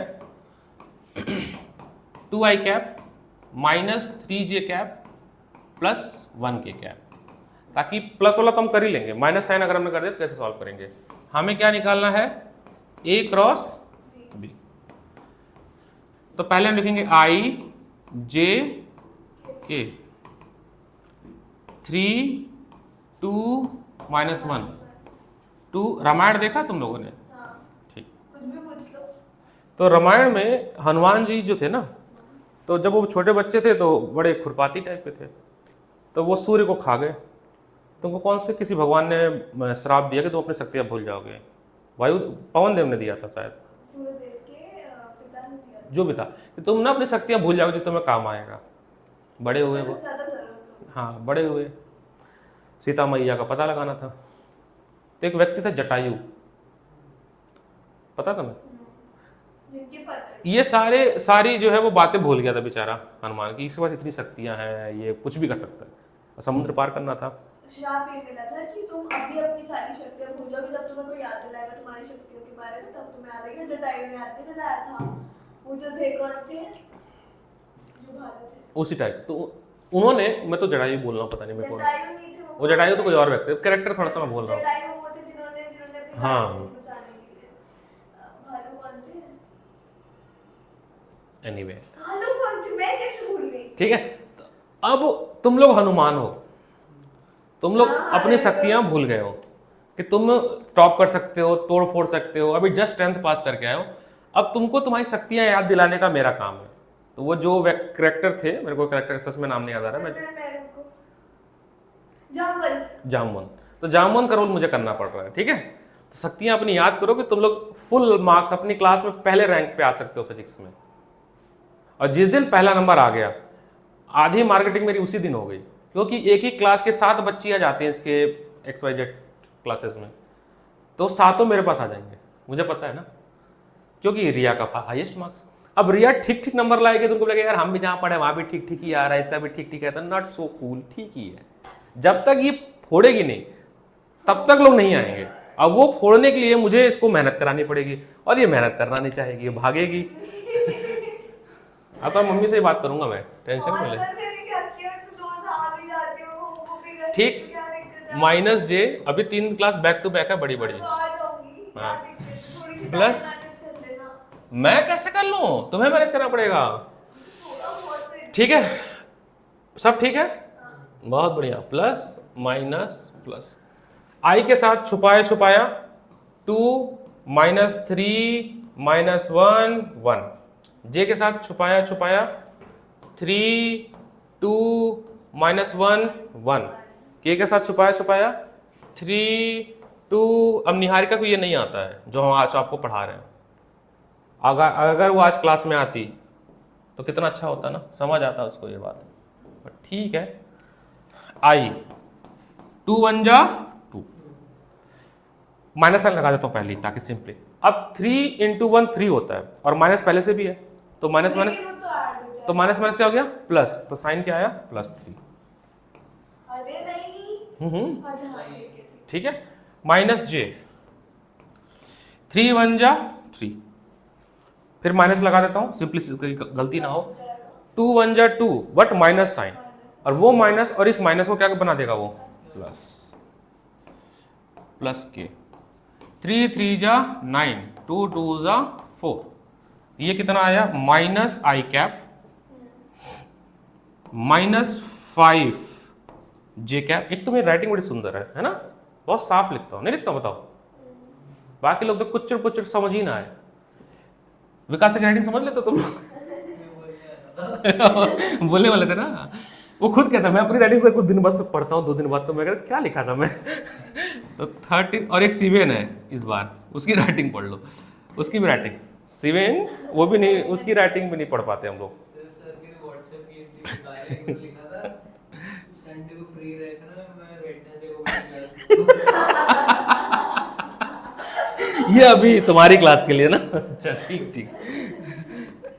एक क्रॉस ये क्रॉस बी है ना, ए क्रॉस बी। अरे क्या होता है हम लोग ना बड़े, अब जैसे मेरे पास टोटल काउंट करके लगभग 60-70 बच्चे हैं। अब 60-70 बच्चों को मैसेज करना होता, कभी कभी कल की बात है, कल मैंने क्लास कैंसिल करनी थी किसी और बच्चे की, फिटजी की, और मैंने ग्रुप पे दूसरे का डाल दिया, 5 मिनट देख रहा हूँ अरे यार तो दूसरे ग्रुप में गया, फिर डिलीट किया मैंने, वो हो जाता है ठीक है। अब मैग्नीट्यूड है ना, मैग्नीट्यूड, अरे कभी कभी क्या होता है कि एक और 9-10 का ग्रुप है राजेंद्र नगर में, तो वहाँ का टेस्ट यहाँ भेज देता हूँ। तो यहाँ का टेस्ट बच्चे कहते कब बोला था सर आपने टेस्ट। तो मैग्नीट्यूड चाहिए ना, इसकी मैग्नीट्यूड चाहिए, तो हम लेंगे रूट में आई के साथ जो कोफिशिएंट है -1 का स्क्वायर, जे के साथ जो कोफिशिएंट है -5 का स्क्वायर, और के के साथ जो कोफिशिएंट है -13 का स्क्वायर। ये आप सॉल्व कर देना, जो भी आंसर आएगा ये आपका मैग्नीट्यूड वाइज आंसर होगा। ठीक है, आओ सर, इसको हम लोग बोलते हैं वेक्टर मल्टीप्लिकेशन। ठीक है, और क्या बातें जाननी है? देखो मुझे एक बात बताना, मैंने कहा कि ए क्रॉस बी क्या होता है? A B sine theta. इसमें जो ये एन कैप लगा है, इसकी क्या, इसका केवल इतना काम है डायरेक्शन देने के लिए। क्या देने के लिए? डायरेक्शन। वैल्यू 1 है, क्या है? जैसे मान लो ये वेक्टर है, ये आपका है ए और ये है आपका बी, तो ए से बी गए ना बच्चे आप, आपका जो जाने का तरीका है वो आपने ए पे रखा अपनी ये जो भी कहते हैं palm, close toward B, finger project outside the plane. तो रिजल्ट कहां आ रहा है? आउटसाइड द प्लेन, ऐसे। अब इसमें क्या करते हैं हम, अब कैसे इसमें दिखाएं? तो इसमें हम ऐसे दिखा देते हैं, ये हमारा रिजल्टेंट है और ये एन कैप इसका डायरेक्शन बता रहा है। क्या बता रहा है? तो आउटसाइड जब भी प्लेन होगा तो हम डॉट से गोला बना देते हैं। क्या बनाते हैं? अब जैसे दूसरा ऑप्शन ये हो सकता है कि ये ए है और ये बी है, आप बी से ए पे आओ, बी से, तो आपका थंब इनसाइड प्रोजेक्ट कर रहा है, तो आपने बनाया आर और नीचे की तरफ एन कैप लगा दिया और यहां पर क्रॉस लगा दिया। क्रॉस का मतलब आपका रिजल्टेंट प्लेन के अंदर जा रहा है, डॉट का मतलब रिजल्टेंट प्लेन के, ये रिप्रेजेंटेशन का तरीका है। अब मैं ये कह रहा हूं कि मान लो अगर थीटा 90 डिग्री रख दूं तो क्या बनेगा? ये साइन 90 क्या होता है? पक्का? पक्का। तो साइन 90 रखेंगे तो ये आपका a क्रॉस b की वैल्यू जो हो जाएगी वो a b हो जाएगी, है ना। और थीटा अगर मैं 0 डिग्री रख दूं तो क्या हो जाएगा? यानी a क्रॉस b की वैल्यू आ जाएगी 0। अब मेरी बात बताना, ओ गोली मारो तो बस दिखाने के लिए। मैंने कहा कि a क्रॉस i मतलब इनके बीच का एंगल कितना? 0। इनका डॉट, इनका क्रॉस प्रोडक्ट क्या? मछली चली चलने लगी, हमारे घर में राज चला है, तितली उड़ी बस में चढ़ी। एक बार बताओ, आई कैप इंटू आई कैप मतलब एक दूसरे के ऊपर ओवरलैप, कोलिनियर। तो थीटा कैसा? 0। तो जब थीटा 0 तो इनका क्रॉस प्रोडक्ट 0। और आई क्रॉस जे कर दूं मैं, इनके पे थीटा कितना? 90 डिग्री। तो क्या आ जाएगा? ये आई जे। बेसिकली जो हमने उधर पढ़ा इसका उल्टा है। इसमें क्या जानना है? इसमें आपको एक सर्कल बनाना है, बताता हूं मैं। अरे भैया अभी कहा, 2 डॉट बना रहे हैं ऐसे, 3 dot, I J K clockwise. I cross J gives you K, K cross I give you J, J cross K give you but positive sign. कैसा? Positive sign. मतलब आपने आई क्रॉस जे किया तो आपको क्या मिलेगा? के क्या। आपने जे क्रॉस के किया तो क्या मिलेगा आपको? निगेटिव हो जाएगा। अरे जो जैसा लिखा हुआ है ये कौन सा है, एंटी क्लॉकवाइज, एंटी क्लॉकवाइज। अगर इसका उल्टा कर देंगे सब कुछ ऐसे ही रहेगा, सब कुछ ऐसा रहा, बस एरो को हमने घुमा दिया। एक चीज और लिख दूं मैं, आई, जे वाला नहीं मिला ना, जे कैसे मिलेगा, आई नहीं, के क्रॉस आई से जे मिलेगा, है ना, के क्रॉस आई से जे मिलेगा, मतलब तीनों हो गया ना यहाँ पे। अगर मैं सब कुछ ऐसे ही है, आई जे के, अब इस बार एरो ऐसे है क्लॉकवाइज, सब कुछ ऐसे ही लिखेंगे, मतलब हमने किया आई से जे लेंगे तो के मिलेगा, बट माइनस, बट बहुत छोटी सी बात है, लेकिन ये छोटी सी बात जो है पोलियो बना देती है। पोलियो समझते हो, पोलियो बीमारी, तो नंबर में पोलियो आ जाता है। ए क्रॉस जे, आई क्रॉस जे आपको के देगा, बट ठीक है, sir A B sine theta use करते हैं या मैट्रिक्स वाले यूज करते हैं आंसर का? मैट्रिक्स वाला यूज करते हैं आंसर के लिए, साइन थीटा एंगल के लिए करते हैं, साइन थीटा एंगल के लिए करते हैं।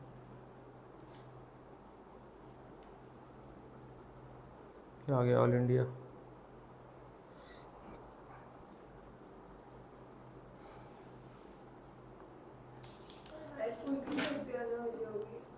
Let's come to motion in plane. एकदम क्रुशियल चीजें डिस्कस करेंगे, सारी बातें डिस्कस करेंगे तो गड़बड़ हो जाएगा। प्रोजेक्टाइल, पुष्कर देखो पहला स्लाइड से शुरू करते हैं बात, कल ही पढ़ा मैंने प्रोजेक्टाइल। तो आ गया तुम्हें, तो अच्छी बात है। देविक देखा? पहला page, master physics classes by IIT Ranotsav sir. Chapter 4 आज का टारगेट था जैसा कि, बट उम्मीद ही लग रहा है वैसे, वो ज़्यादा जरूरी है। अनुसर तो बहुत है, IIT में बताना जरूरी है ना। तो इम्पॉर्टेंट डेरिवेशन में, अच्छा ये भी बात है, बहुत सारे IIT मार्केट में आ गए हैं, बट वो BSc MSc भी किए हैं, क्योंकि IIT MSc भी कराती है, तो बताना पड़ता BT कम्प्लीट की। हाँ, IIT जैम होता है, आप MSc कर सकते हो फ्रॉम IIT। और जेई दे के आप बहुत सारे और भी कोर्स होते हैं, बैचलर इन फिजिक्स होता है कुछ कुछ IITs में, जैसे IIT कानपुर में होता है बैचलर इन मैथ्स का भी कुछ होता है, तो आप कर सकते हो, बट उसके लिए जेई देना पड़ता है, लो रैंक पे मिलती है वो। तो ऐसे कई सारे लोग हैं जो उन्होंने बैचलर इन मैथ्स और फिजिक्स केमिस्ट्री भी किया, और वो अपने आप को, वो भी IIT नहीं कहते, बट अच्छी बात है, IIT से पढ़ना अपने आप बहुत अच्छी बात है, चाहे कुछ भी पढ़ो। मैं कह रहा हूँ IIT में ह्यूमैनिटीज़ भी होता है, पता है बात तुम्हें? हाँ, IIT से आप MA कर सकते हो, इंग्लिश में, सोशोलॉजी में, इकोनॉमिक्स में, बिना जेई के। एग्ज़ाम का नाम होता है IIT जैम, टफ तो वो भी होता है, IIT जैम। मैंने कभी दिया नहीं है, बट ऐसे ही कुछ होता है, IIT जैम का देखना पड़ेगा कि क्या होता है। इससे आप मास्टर्स कर सकते हो, MSc, MA कर सकते हो इंग्लिश में, इकोनॉमिक्स में, सोशोलॉजी के बहुत सारे सब्जेक्ट्स हैं, सभी IIT में नहीं है, जैसे मद्रास में है, दिल्ली में, देखना पड़ेगा किस किस वेबसाइट, लगभग हर IIT में कुछ कुछ तो है ही है। आप MSc कर सकते हो मैथ्स में, फिजिक्स में, केमिस्ट्री में, बायो में, बायोटेक्नोलॉजी में, तो IIT में जाने का ये भी एक रास्ता है। तो बहुत सारे हैं, तुम्हारे जो वो गुरुजी आते हैं उस संस्था पे जो फिजिक्स की, वो IIT दिल्ली से पढ़े हैं, बट IIT दिल्ली से उन्होंने MSc किया है इन मैथ्स। मैं सोच रहा हूँ फिजिक्स कर लूँ IIT दिल्ली से MSc, IIT जैम दे के, बट देखते हैं क्या करता हूँ। अगले साल सोचा है तो मैं दूंगा IIT जैम, पढ़ना पड़ेगा उसके लिए, कंपटीशन टफ है ना आजकल, बिना पढ़े होता ही नहीं। प्रोजेक्टाइल, प्रोजेक्टाइल में दो चीज़, कौन कौन सी चीज़, एंगुलर प्रोजेक्शन और हॉरिजॉन्टल प्रोजेक्शन। सबसे ज़्यादा इंपॉर्टेंट क्या, वो तो दूंगा मैं, UPSC PCS दूंगा, वो तो देंगे। एंगुलर प्रोजेक्शन, अभी डेट शीट ही नहीं और एडमिट कार्ड नहीं आया। एंगुलर प्रोजेक्शन 59 डेज शिफ्ट होता है ना। एंगुलर प्रोजेक्शन, एंगुलर प्रोजेक्शन में आप किसी एक ग्राउंड सरफेस से कुछ थीटा एंगल पे कुछ इनिशियल वेलोसिटी से किसी ऑब्जेक्ट को आप फेंकते हो, ठीक है, जैसे भाला फेंकना। कौन लड़का अपना, नीरज। ये जो पाथ फॉलो हुआ है, हाँ अपना बालक है। हाँ। इस पाथ को हम लोग ट्रेजेक्ट्री बोलते हैं, जो ये पाथ फॉलो किया है, और पैराबोलिक पाथ है। पैराबोलिक पाथ का मतलब होता है जो आपको ये साबित करना है, इसमें दो एक्सिस है, इधर है एक्स एक्सिस और इधर है वाई एक्सिस। आपको ये साबित करना है कि जो वाई है वो something something something something function है एक्स स्क्वायर का। अरे cos थी। जब इधर एक्स स्क्वायर आ जाएगा यानी कि वाई क्या क्वाड्रेटिक इक्वेशन है, क्या है? तो क्वाड्रेटिक इक्वेशन का जो ग्राफ होता है वो पैराबोलिक होता है। क्या होता है? पैराबोलिक होता है। आप वैल्यू पुट करके देख सकते हैं। और अभी जब आप पढ़ोगे 10th 11th में टॉपिक है जो स्ट्रेट लाइन, पैराबोला, सर्कल, तो उसमें भी पढ़ा जाएगा y is equal to 4ax square. तो स्टैंडर्ड इक्वेशन होता है पैराबोला का, पढ़ेंगे इसमें 2-4 मैथ्स में पढ़ना, यहाँ से क्या मतलब है। तो क्या क्या चीज़ें साबित करनी है? पहली चीज़ साबित करना है इक्वेशन ऑफ ट्रेजेक्ट्री। क्या? ट्रेजेक्ट्री का मतलब ये रास्ता पैराबोला हम कैसे माने? हम नहीं मानते, हम कहते हैं इलिप्स है।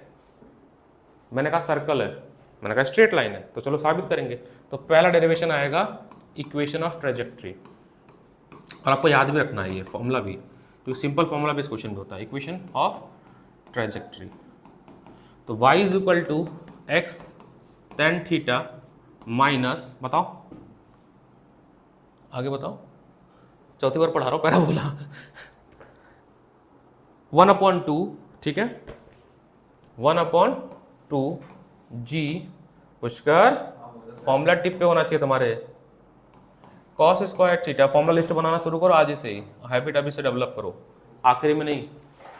पतले पतले बनते, छोटे छोटे छोटे छोटे लिखना होता है, चीट शीट जैसा फॉर्मूला शीट, ताकि एक पेज पे, एक ही पेज पे उस चैप्टर के सारे हो जाए, या 2 चैप्टर के एक ही शीट पे हो जाए, बट फॉर्मूला शीट होनी चाहिए। पूरे फिजिक्स में अगर 14 चैप्टर्स हैं तो 7 से 8 शीट मैक्सिमम में सारे फॉर्मूले आ जाने चाहिए, होता है फॉर्मूला शीट। और फॉर्मूला शीट बहुत ज़रूरी है।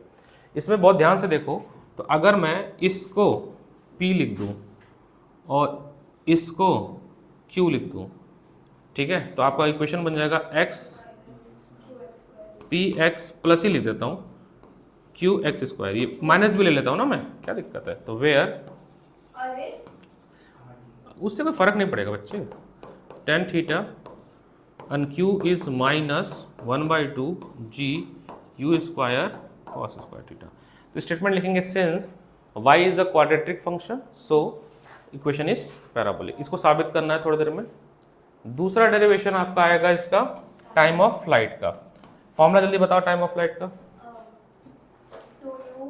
2u सही है, sin theta upon g। क्या बात है, देखो ब्रेन तो सही है तुम्हारा, 2u sin थीटा बाई जी। तीसरा है, टाइम ऑफ एक्सीलरेशन निकालना है तो ये तो हाफ कर देंगे, हाफ कर देंगे, एसेंट डिसेंट का हाफ कर देंगे। हाइट का बताओ, u square u square upon 2g। कुछ तो बोल ही दो सर को क्या ही फर्क मैं पड़ता है, साइड में थीटा बोल जाती हूं जी। साइन सब में रहेगा, ठीक है। 2g। और चौथा रेंज, रेंज बताओ जल्दी, u u sin theta sine 2 theta by g। केवल जी, है ना। इस बात को हमें साबित करनी है, क्या करनी है, साबित, इतनी चीजें हमें साबित करनी है। ये हमारा 4 फॉर्मूले हैं। चलिए करते हैं एक करके।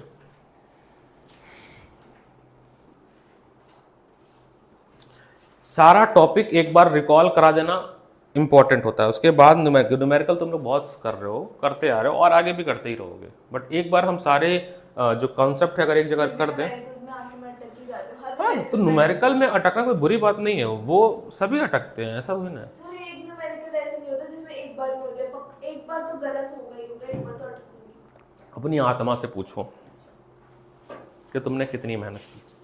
मैंने तो कर दी। ये आत्मा नहीं बोल रहा है, ये मुंह बोल रहा है, आत्मा बोलता नहीं है आत्मा तुमको बता देगी, ठीक है, ठीक है। गाय के बता रहे हो। आत्मा बताएगी कि नहीं बेटा, आपने थोड़ी कमी तो है अभी 120 प्लस पर चैप्टर करने होते हैं क्वेश्चन, एवरेज है।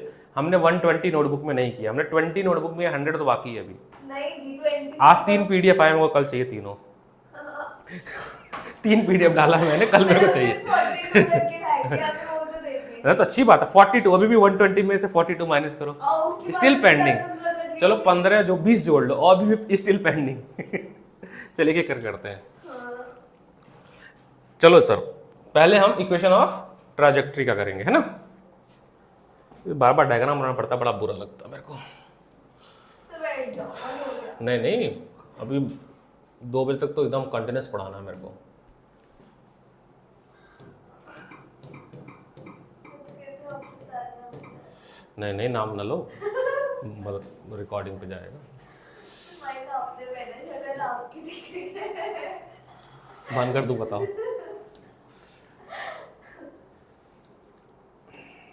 कोई ढंग का डायग्राम मैं नहीं से लेता हूँ।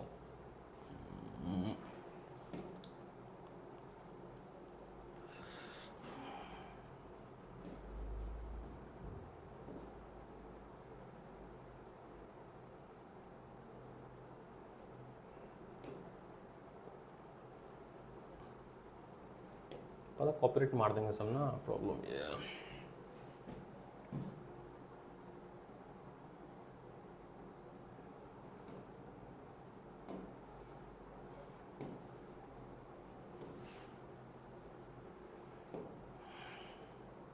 अच्छा, जब भी प्रोजेक्टाइल पढ़ेंगे तो एक बात ध्यान देंगे कि हो सकता है कि हमें एक्स और वाई दोनों मोशन हमें कंसिडर करना पड़े, तो वो ध्यान देंगे। तो जब हमें इक्वेशन ऑफ ट्रेजेक्ट्री देखना है तो हम इस बार दोनों देखेंगे, एक्स भी देखेंगे और वाई भी देखेंगे। तो पहला,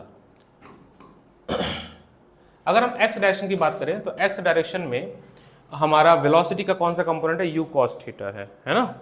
और मान लेते टाइम लग रहा है टी, क्या लग रहा है, टी। तो आपका हो जाएगा you cos theta into T. तो यहाँ से अगर हम टी कंपोनेंट बनाएंगे तो वो बनेगा x upon you cos theta, equation number 1।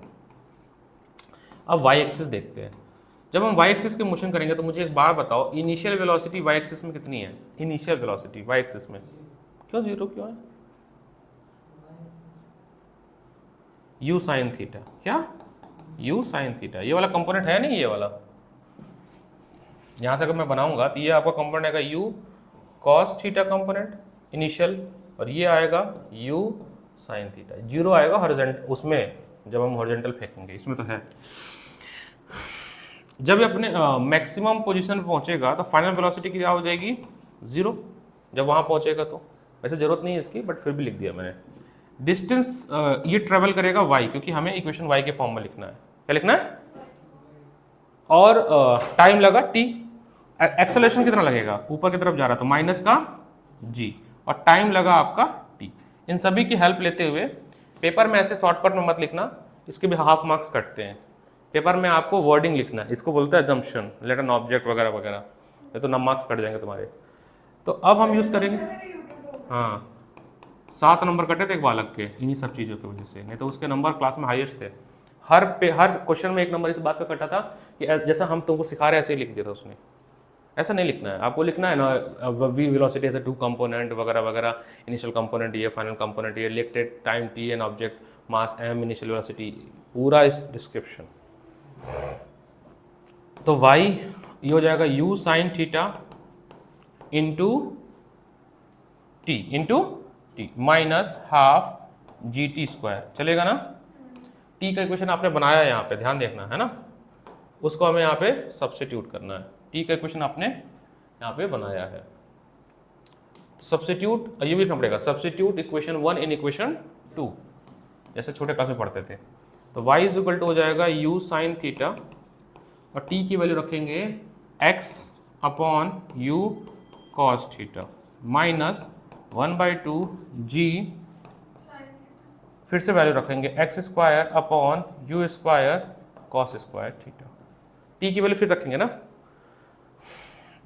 u से तो ये 10x बन गया, तो x tan थीटा माइनस 1, हाँ ये तो बाद में लिखेंगे ना, सब बात को लिख देंगे p वगैरह something, u square cos square theta x square. तो y इज इक्वल टू आपको मिल गया x tan theta minus 1/2 g u square cos square theta, बाकी बात मान लेना, इसको p मान लेना, इसको q मान लेना, क्वाड्रेटिक है ना।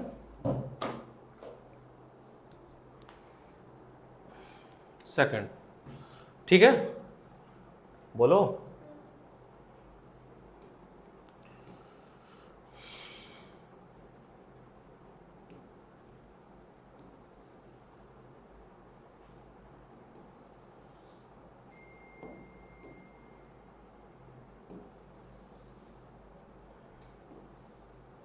सेकंड डेरिवेशन किसका? टाइम ऑफ फ्लाइट का। ऑर्डर भी याद रखना, ऐसे डराइव करना, time of flight. Time of flight के लिए कौन सा एक्सिस कंसिडर करेंगे? Y axis. ठीक है, याद रखना कि किसमें, ये दिमाग में रखना, पेपर में लिखना है, वाई एक्सिस कंसिडर करेंगे। तो जब हम वाई एक्सिस कंसिडर करेंगे, डिस्प्लेसमेंट कितना होगा वाई एक्सिस में? तो वाई एक्सिस में डिस्प्लेसमेंट हो जाएगा 0 और इनिशियल वेलोसिटी कितनी होगी? यू वाई कंपोनेंट में। तो इनिशियल कंपोनेंट होगी वाई में u साइन थीटा, डिस्प्लेसमेंट हो गया 0, टाइम t, एक्सेलरेशन -g। तो by using second equation s is equal to ut plus half gt square, minus half G. अभी रख देंगे 0 u sine theta capital T minus half g capital T square. इसको इधर भेजेंगे तो minus u sine theta t minus 1/2 g t square. तो T एक t cut जाएगा, एक t कट जाएगा, है ना, माइनस से माइनस कट जाएगा, so 2u sine theta upon g upon g, ये हो गया t। So t is equal to 2u sine theta upon g। ये टोटल टाइम हो गया। अगर टाइम ऑफ एसेंट पूछेगा तो इसका हाफ, क्योंकि यहाँ तक ही तो चाहिए, हाँ ठीक है। टाइम ऑफ एसेंट और ये टाइम ऑफ डिसेंट, दोनों मिलाकर ये बनता है, तो इसका हाफ कर दोगे तो टाइम ऑफ एसेंट कितना हो जाएगा, एक बार लिख लो। साइन थीटा बाई हाँ, time of descent is equal to u sine theta by David. जितने डेरिवेशन करा रहा हूँ, मेरे को तुम्हारी कॉपी में साफ नीट एंड क्लियर एक डेरिवेशन शीट चाहिए अलग से, ठीक है, A4 शीट में सारे डेरिवेशन, सारे मतलब होता है सारे डेरिवेशन। पहला टास्क तुम्हारा तो यही है। हाइट, हाइट में भी हम कंसिडर करेंगे कौन सा मोशन? रेंज को छोड़ के सभी में कौन सा कंसिडर कर रहे हैं? वाया। छाप रहे हो तुम लोग, छाप रहे हो, छापो जल्दी जल्दी छापो। सर अब हाइट में दोनों को मर्ज कर देंगे। बता रहा हूँ, एक छाप ले लो। अगला है हॉरिजेंटल अरे, मैक्सिमम हाइट, है ना, यानी कि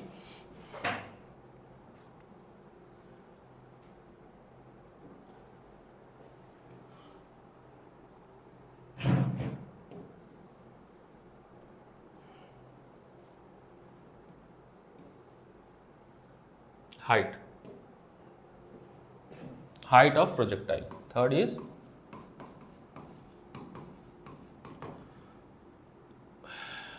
s, इस बार h मान लेते हैं क्योंकि इसी के रिस्पेक्ट में दिखाना। इनिशियल वेलोसिटी कितनी होगी? u साइन थीटा, और जब ये ऊपर पहुंचेगी तो फाइनल वेलोसिटी कितनी होगी? 0। A minus g. और a क्या लगेगा? Minus g. तो आप ये लगा दो, v square minus u square is equal to 2gh लगा दो, है ना। तो 0 minus u square sine square theta is equal to minus 2g। So maximum height on normal height का फॉर्मूला सेम होगा। थीटा रख 90 रखते, बताता हूँ मैं। Minus 2gh। -2gh, minus minus cut गया, तो h का फॉर्मूला क्या बन गया? u square sine square theta upon 2g। एक बात बताओ, जब हम मैक्सिमम हाइट की बात कर रहे हैं, क्या लिखूंगा नीचे? 2g ना, ये फॉर्मूला बना। ये इस तरफ वाली क्वांटिटी मैक्सिमम तक कब हो सकती है? जब साइन की वैल्यू क्या हो जाए? मैक्सिमम कब हो सकती है? 90। तो साइन 1 मैक्सिमम होता है। हाँ। तो अगर आपको मैक्सिमम चाहिए तो इसका मतलब है कि साइन थीटा को क्या बनाना पड़ेगा? 1, मतलब वैल्यू 1 बनानी पड़ेगी। मतलब साइन थीटा कब होती है? 90 पे, है ना। यानी कि थीटा की वैल्यू क्या हो गई? 90। यानी कि अगर आप 90 ऐसे फेंको तो वो उसकी मैक्सिमम हाइट है, बट वो प्रोजेक्टाइल थिन बनेगी। हाँ। ऐसे गया ढप, आ गया ना। प्रोजेक्टाइल तो ये होती है, पैराबोलिक होती है। तो अगर आपने थीटा पे फेंका, मेरी बात समझ रहा, तो ऐसे वो जाके वैसे आ जाएगी, इसीलिए इसी को एच मैक्स बोल देते हैं। अच्छा 45 पे फेंकोगे, नहीं 45 तो रेंज वाला होता है वैसे, ठीक है। नेक्स्ट है आपका रेंज। जब भी ट्रिग्नोमेट्रिक कोई फॉर्मूला दिख जाए उसको मैक्सिमम करना होता है, तो उसकी मैक्सिमम वैल्यू दी जाती है। तो कब सीखोगे तुम, शायद मैक्सिमम मिनिमम सीख सकते हो मैथ्स में। अब आते हैं अगली कहानी, किसकी, रेंज। उसमें कौन सा मोशन कंसिडर करेंगे, एक्स। X axis.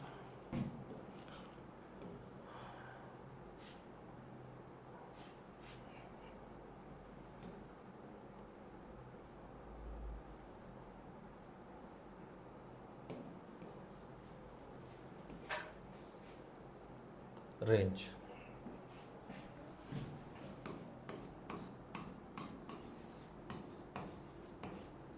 रेंज में हम कंसिडर करते हैं एक्स एक्सिस, क्या, तो डिस्टेंस होता है स्पीड इनटू, एक्स एक्सिस में स्पीड है u cos theta cos theta, और time t, time of flight क्या निकाले हो बता दो मेरे को, u sin theta 2u 2u sin theta upon G, ये निकाले हो ना, बोलो।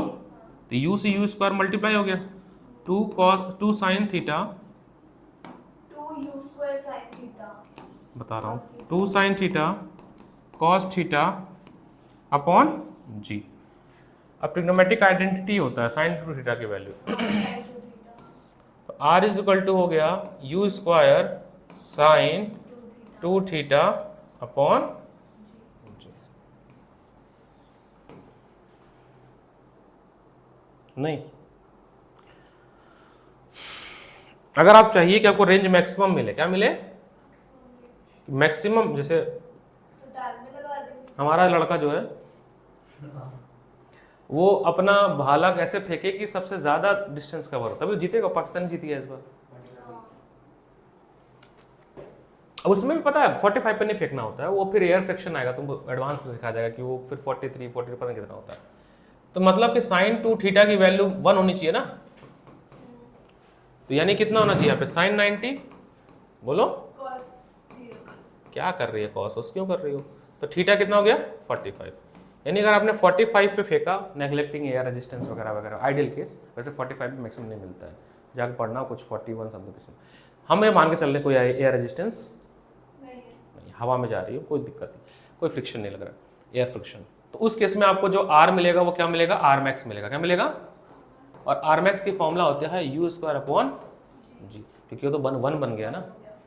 वो तो दूसरा निहारिका ने टॉक में चीज सिखाई होगी, क्या सिखाई थी उसने, ये थीटा और ये 90 माइनस थीटा, इस पे जो रेंज मिलेगा R1 ये बराबर होगा इस पे जो रेंज मिलेगा R2। अभी मैथमेटिकल भी प्रूफ करेंगे। यानी अगर तुमने 30 डिग्री पे फेंका तो तुम जो 60 पे बाद में फेंकोगे सेम रेंज होगी, 60 पे फेंकोगे बाद में 30 फेंको तो भी रेंज सेम मिलेगा, 10 पे फेंकोगे 80 पे फेंकोगे तो रेंज सेम मिलेगा। इसको मैथमेटिकल समझाओ, ये तो हो गया मैथमेटिकल समझा। हाँ बुक में तो सब दिया है, बुक से तो पढ़ा। अब इसका हम मैथमेटिकल प्रूफ करते हैं। रेंज का फॉर्मूला क्या है बता दो फिर से, u square sine 2 theta upon g. Replace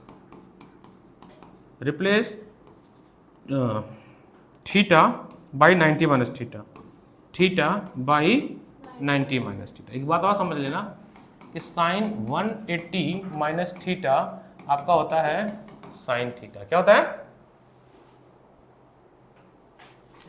sine theta, इसकी जरूरत पड़ेगी यहाँ पे। तो आपका फॉर्मूला बनेगा U square sine 290 minus theta upon G, ठीक है। तो हो जाएगा R is equal to U square sine 180 minus, Riya ध्यान दो, फोन बड़ी बुरी चीज है, इंसान को बर्बाद करने वाला एक ही यंत्र है फोन। मजाक नहीं कर रहा, आप स्क्रीन टाइम देख लो, 24 घंटे आपके पास है, आपका 1-2 घंटे तो ऐसे चला रहा मिनिमम, जैसे इसके 6-7 घंटे जाते हैं इसका। तो सर मेरा मैक्स गया 2 घंटे। सोचो 2 घंटा इंसान का चला गया, 24 घंटे ही होते हैं। आप उन बच्चों से पीछे हो गए जो 24 घंटा पढ़ रहा हो, 24 घंटा कौन पढ़ रहा है, प्लीज बताओ। वो सब जोड़ के सोना जागना सब। तो r is equal to U square sine 2 theta by G. तो पहले भी यही इक्वेशन था और बाद में भी यही इक्वेशन है कि ये मैथमेटिकल इसका प्रूफ साबित हो गया। क्यों बाल? अरे अभी तो एक टॉपिक है, पहले भी पढ़ा था मैंने। कोई नहीं, सर्कुलर पढ़ा देता हूँ। सर्कुलर तो नहीं पढ़ा था ना? पढ़ा था सर्कुलर। तो फिर इससे पहले हॉरिजॉन्टल प्रोजेक्शन।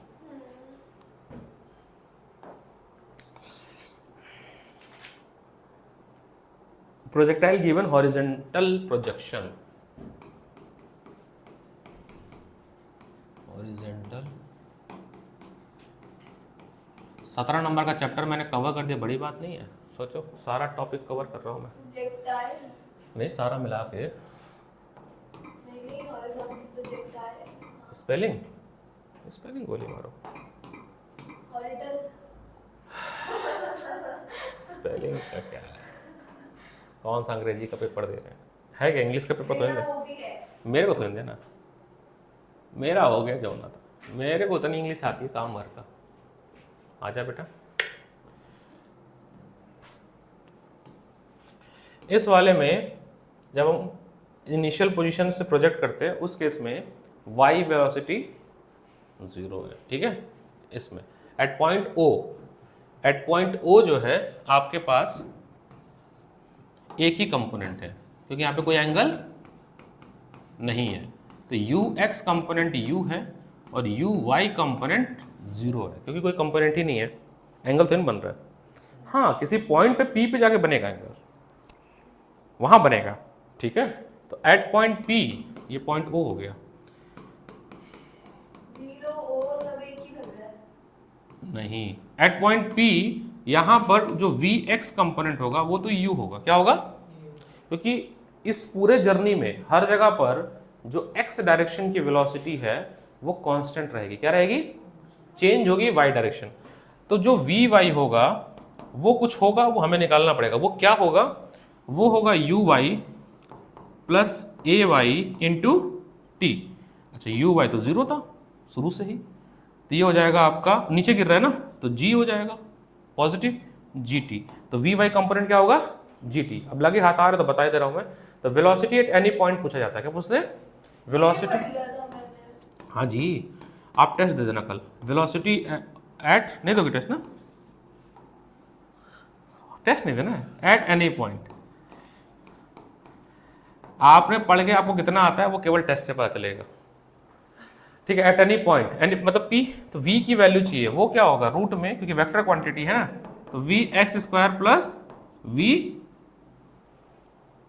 स्क्वायर ना। बुरा नहीं मानते, लेकिन बात तो सही है ना, टेस्ट दो। ये हो जाएगा आपका G स्क्वायर T स्क्वायर। ये आपका फॉर्मूला आया velocity at any general point, कहीं पे भी, P कहीं पे भी होता, ठीक है।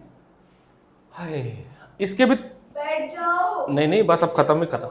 हाँ, इसके क्वेश्चन का मतलब तुम्हारी किस्मत खराब है, यही डेरिवेशन आ जाएगी। कोई जानता थोड़ी ना कौन सी डेरिवेशन है, ऐसे टीचर ने थोड़ी बताया। टीचर ने कहा होता है डेरिवेशन सारा। एंगुलर ज़्यादा है या फिर तुम लोग के आया था किसी में? प्रोजेक्टाइल डेरिवेशन किसी सेट में था, पेलोग्राम भी था। हाँ था, देखो 4 नंबर का था, 4 या 5 नंबर का जो भी था। 4 नंबर में क्यों? तो चलिए शुरू करते हैं। फ्री का तो नहीं है, जिसने नहीं पढ़ा उससे पूछो। सब फ्री का नंबर है पैराग्राफ की। ओह, जिसने नहीं पढ़ा उससे पूछो। बहुत सारे बच्चे किताब नहीं खरीदे होते हैं, पता तुम्हें बात? पहले यूटी तक तुम्हारे सामने ही बैठा हुआ है। देखो सही बोला हूँ ना, बहुत सारे बच्चे होते हैं बुक नहीं खरीदते हैं। उनको लगता है अभी तो ब्रांच चेंज भी करना है, क्या वेस्ट कर दे 1200 की किताब, रहने देते हैं। ज़्यादा तो चलो इसीलिए फिर बाद में इसने फिर फालतू ही खरीद लिए, चेंज ही करना था मेरे को। तो इक्वेशन ऑफ ट्रैजेक्टरी, इसमें भी एक्स स्क्वायर दिखाना हमें, ठीक है। तो चलिए इसमें भी 2 बार कंसिडर करेंगे, एक बार एक्स एक्सिस में, एक बार वाई एक्सिस में। तो जब हम एक्स एक्सिस की बात करेंगे तो इसमें मान लीजिए डिस्टेंस कितना हो रहा है? एक्स। एज्यूम करते हैं कि एक्स डिस्टेंस कवर किया, ये एज्यूम करते हैं एक्स डिस्टेंस कवर किया, टी टाइम में इसने कवर किया। तो इनिशियल वेलोसिटी तो यू ही रहेगी हर जगह पे, यहाँ पे कोई कंपोनेंट नहीं बनेगा, यू कॉस साइन कॉस कुछ नहीं बनेगा, याद रखना ये बात। तो टी क्या आ जाएगा? एक्स अपॉन यू, है ना। अब आते हैं वाई एक्सिस में। जब हम वाई एक्सिस की बात करते हैं इनिशियल कितना होगा 0, वाई डायरेक्शन में इनिशियल कितना है कुछ भी नहीं दिया हुआ है। डिस्टेंस मान लेते हैं कितना y और एक्सेलरेशन मान लेते हैं प्लस g, तो नीचे ही गिर रहा है ना, टुवर्ड द ग्रेविटी गिर रहा है। तो s इज इक्वल टू आपका हो जाएगा ut plus half at square. तो y is equal to 0 plus half g x square. Wait a minute, ये u होगा, u स्क्वायर यही होगा ना, बोलो। x square by u square कैसे? ट्रांसफर किया बेटा, u को नीचे लिया, t की वैल्यू बनाई है मैंने, देखो ना t इज उधर गलत लिखा है कहाँ पे बच्चा, नीचे। कहाँ t की जगह रखा है मैंने, जब t की जगह रखोगे तो क्या हो जाएगा, देखो ना x square upon u square. तो वो भी u फॉर्म में जाएगा। ये स्क्वायर नहीं है, दैट्स कहाँ स्क्वायर फॉर्मूले में गलती किया मैंने। फिर हाँ अब ठीक है, तो half g upon u square, इसको ब्रैकेट में डाल देते हैं, और ये x स्क्वायर। तो फिर से मिल गया ना आपको y का इक्वेशन क्वाड्रेटिक, तो y इज इक्वल टू मिल गया p x स्क्वायर, मिल गया ना। तो फिर क्या लिखेंगे, since p is quadratic equation therefore the trajectory of projectile is parabolic. अब टाइम ऑफ फ्लाइट देखते हैं। घबरा, हाँ फिर तो वो सर्कुलर मोशन नहीं है। यहीं बैठ के रहेगा, हम जाएंगे। टाइम ऑफ, ये तो रहेगा, ये और पुश कर तो रुकेंगे। Time of flight, time of flight मान लो कैपिटल T, और इसमें भी हम कौन सा मोशन करेंगे, वाई एक्सिस वाला, कौन सा। तो हम मान लेते हैं कि s जो है वो h डिस्टेंस ट्रेवल किया, इनिशियल वेलोसिटी वाई एक्सिस में क्या है 0, एक्सेलरेशन क्या है g, और टाइम क्या है t। तो सेकंड इक्वेशन में मोशन लगाएंगे, s is equal to ut plus half at square. तो ये आपका h पक्का ना, कुछ गलती तो नहीं हो रही है ना, ठीक है, 0 plus half g t square. तो 2h अपॉन g रूट में आपको मिल जाएगा टाइम। अच्छा हाइट कैसे निकलेगा, हाइट के लिए कोई डेरिवेशन नहीं है, हाइट के लिए जो आपने अभी थोड़ी देर पहले y के लिए किया था ना, यहाँ h रख देना, हाइट हो जाएगा, सिंपल। रेंज, रेंज क्या होती है, डिस्टेंस ना, इसमें हम देखते हैं क्या x एक्सिस, क्या देखते हैं, तो रेंज के लिए x एक्सिस में स्पीड कितनी है u, x एक्सिस में u, और टाइम आपके पास रहा है t ut, तो आपका क्या बन गया u रूट में 2hg। अच्छा प्रोजेक्टाइल का डेरिवेशन जितना ही आसान है, क्वेश्चन इसके बड़े अजीब से होते हैं।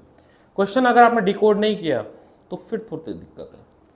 तो अगर किसी को प्रोजेक्टाइल में अच्छे मार्क्स करने के उससे क्वेश्चन गलत ना हो तो कम से कम 50 न्यूमेरिकल आपके नोटबुक में होने चाहिए, केवल प्रोजेक्टाइल के, मिनिमम बोलता हूँ मैं ये बात को।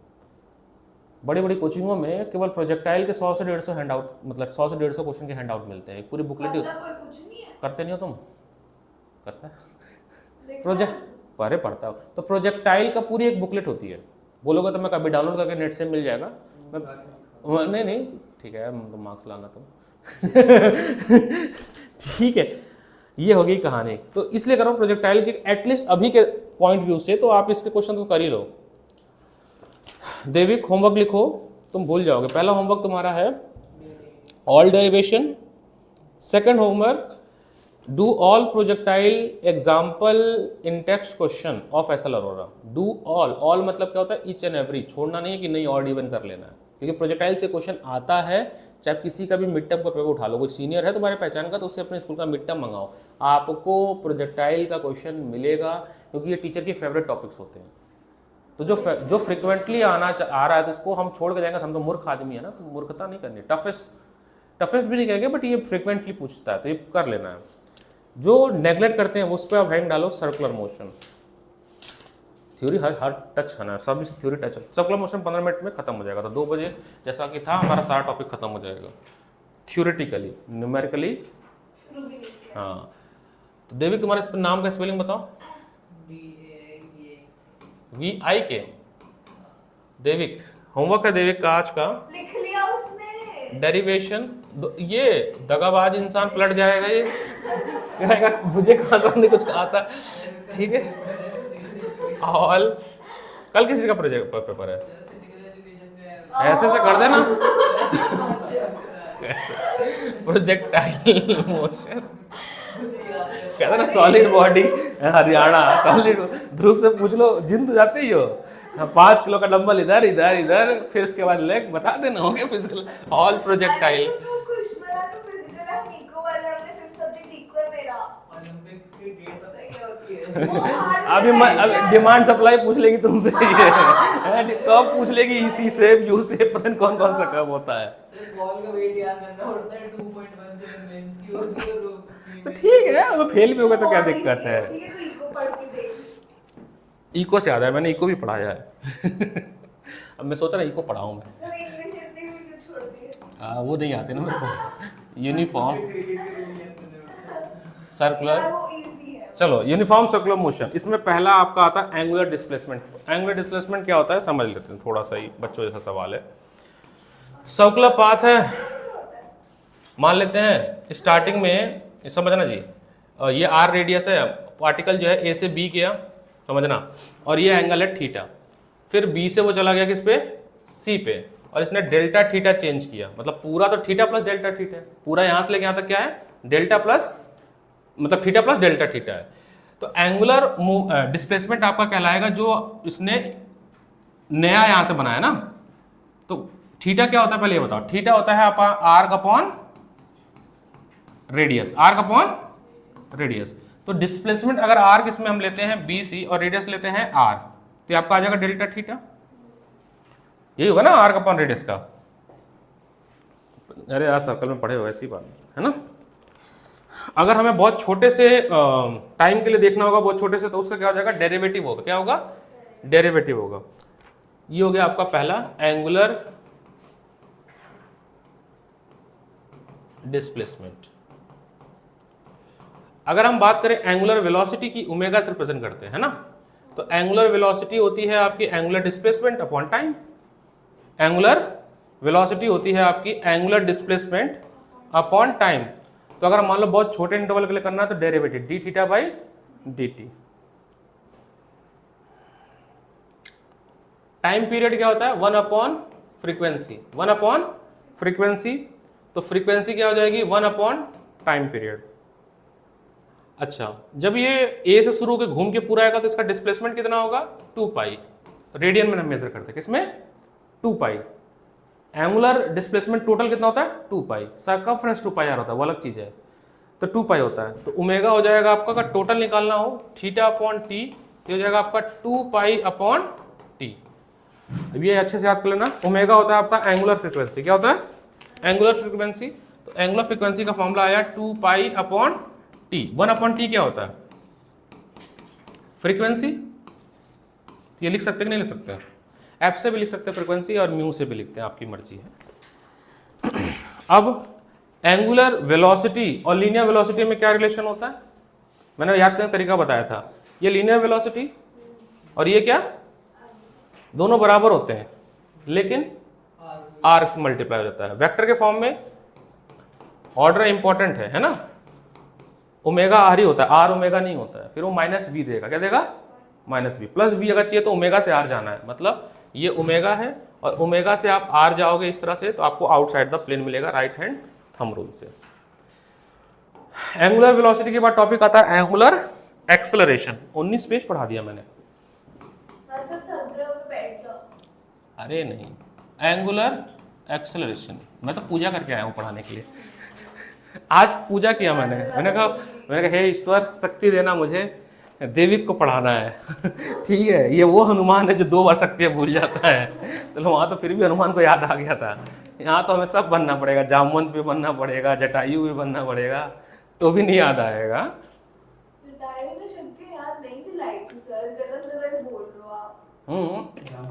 जामवंत ने दिलाई थी, जटायु ने तो बचाई थी, सीता माँ को कोशिश की थी। एंगुलर एक्सेलरेशन, एंगुलर एक्सेलरेशन को अल्फा से रिप्रेजेंट करते हैं, ये होता है D omega upon D T. क्या होता है? D omega upon D T. Linear acceleration और ओमेगा रिलेशन में बराबर होता है, बट यहां पर आर आ जाता है बस। तो अगर वेक्टर लगाएंगे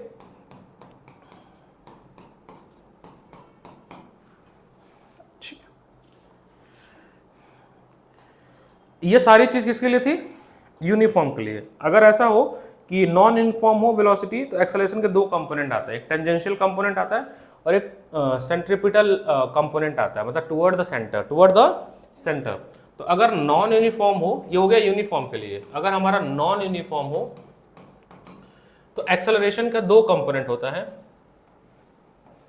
ये एक्सेलरेशन है, एक होता है एक्सेलरेशन टेंजेंशियल और एक होता है acceleration centripetal toward the centre. तो एक्सेलरेशन सेंट्रीपिटल होता है v स्क्वायर अपॉन आर, और टेंजेंशियल होता है आपका dv बाई dt, जो हमने पढ़ा है लीनियर वाला। ठीक है, एक चीज और समझिएगा मेरे बाद, यहीं से आपका एक सेंट्रीपिटल फोर्स का कॉन्सेप्ट बनता है। सेंट्रीपिटल होता है मास इनटू एक्सेलरेशन, बट कौन सा acceleration? Centripetal acceleration, direction toward the centre, m v square upon r. ये तो पढ़ा तुमने, यूनिट एंड डायमेंशन में भी पढ़ा है और बहुत से 3-4 चैप्टर में पढ़ लिया है ना। देखो सर, चैप्टर हो गया खत्म। नहीं बता रहा हूँ पढ़ना क्या क्या है इसमें। थियोरेटिकली खत्म, न्यूमेरिकली खत्म नहीं। क्या क्या इसको हमें इस चैप्टर को अगर अच्छा करना तो क्या क्या करना चाहिए, और इसके साथ हमें करना चाहिए एसएल अरोरा के सारे क्वेश्चन। एसएल अरोरा तुमने पता क्वेश्चन किए? तुमने क्वेश्चन नहीं किया था पता है, लास्ट जो तुम बोले सर मैंने 50 क्वेश्चन करके लाया हूँ, किए थे तुम? तो एसएल अरोरा के all example, all in text question, पहला टास्क ये होना ही चाहिए। अचीव नहीं हो रहा तो फिर कहीं ना कहीं आप लैग कर रहे हो, फिर तो कम आएगा नंबर ना, 17 कम आएगा। ये होने के बाद एनसीईआरटी, इसके तो डेट शीट वो मिली है ना, मार्किंग स्कीम मिली है, और आपके भी ऐसे ही आएंगे, सेम सिलेबस है लगभग स्कूल। 70 आ सकते हैं। अगर कल्पना करो रिया, तुम्हारे 70 में 70 टॉपर, कितना नाम होगा, मतलब सोचो मैं तुम्हारा पुतला बनवा दूंगा। हर सोच लो, वो स्त्री कल आना, वो स्त्री है, वो कुछ भी कर सकती है। अरे डायलॉग है। सरकटा, हाँ प्लीज देख कर आओ, बड़ा मन कर रहा है।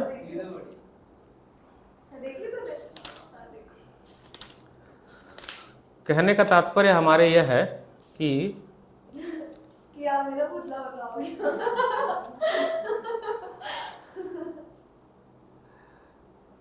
मैंने इसको ना होमवर्क व्हाट्सएप करता हूँ। पेज नंबर 431 सारे क्वेश्चन, सारी फोटो खींच के भेज दो। अरे भाई भूल जाता है, मैं इस पे भरोसा नहीं करता। वेक्टर का है, सभी लोगों को करना है वैसे, अब जिसने कर लिया वो फिर करेगा, ऐसा कुछ नहीं है कि हो गया भूल। क्यों भूलता नहीं इंसान? ऐसा होता है कि भूलेगा नहीं, एक बार पढ़ लिया फिर कभी भूलेंगे ही नहीं, एकदम कंठस्थ बैठा हुआ है। 419 टॉपिक पेज नंबर 419 सारे क्वेश्चन 8 ही हैं ऐसे।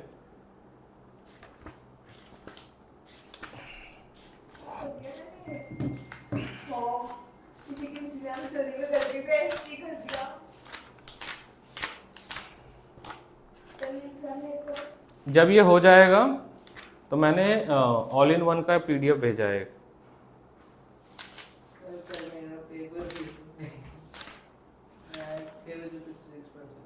तो 6 बजे तक पढ़ो ना फिजिक्स, क्या दिक्कत है? 3-4 घंटे पढ़ लेना, वो क्या कहते हैं प्रोजेक्टाइल पेज नंबर 54। चलो लिखते चलो कुछ Devi, page number 54 projectile all question.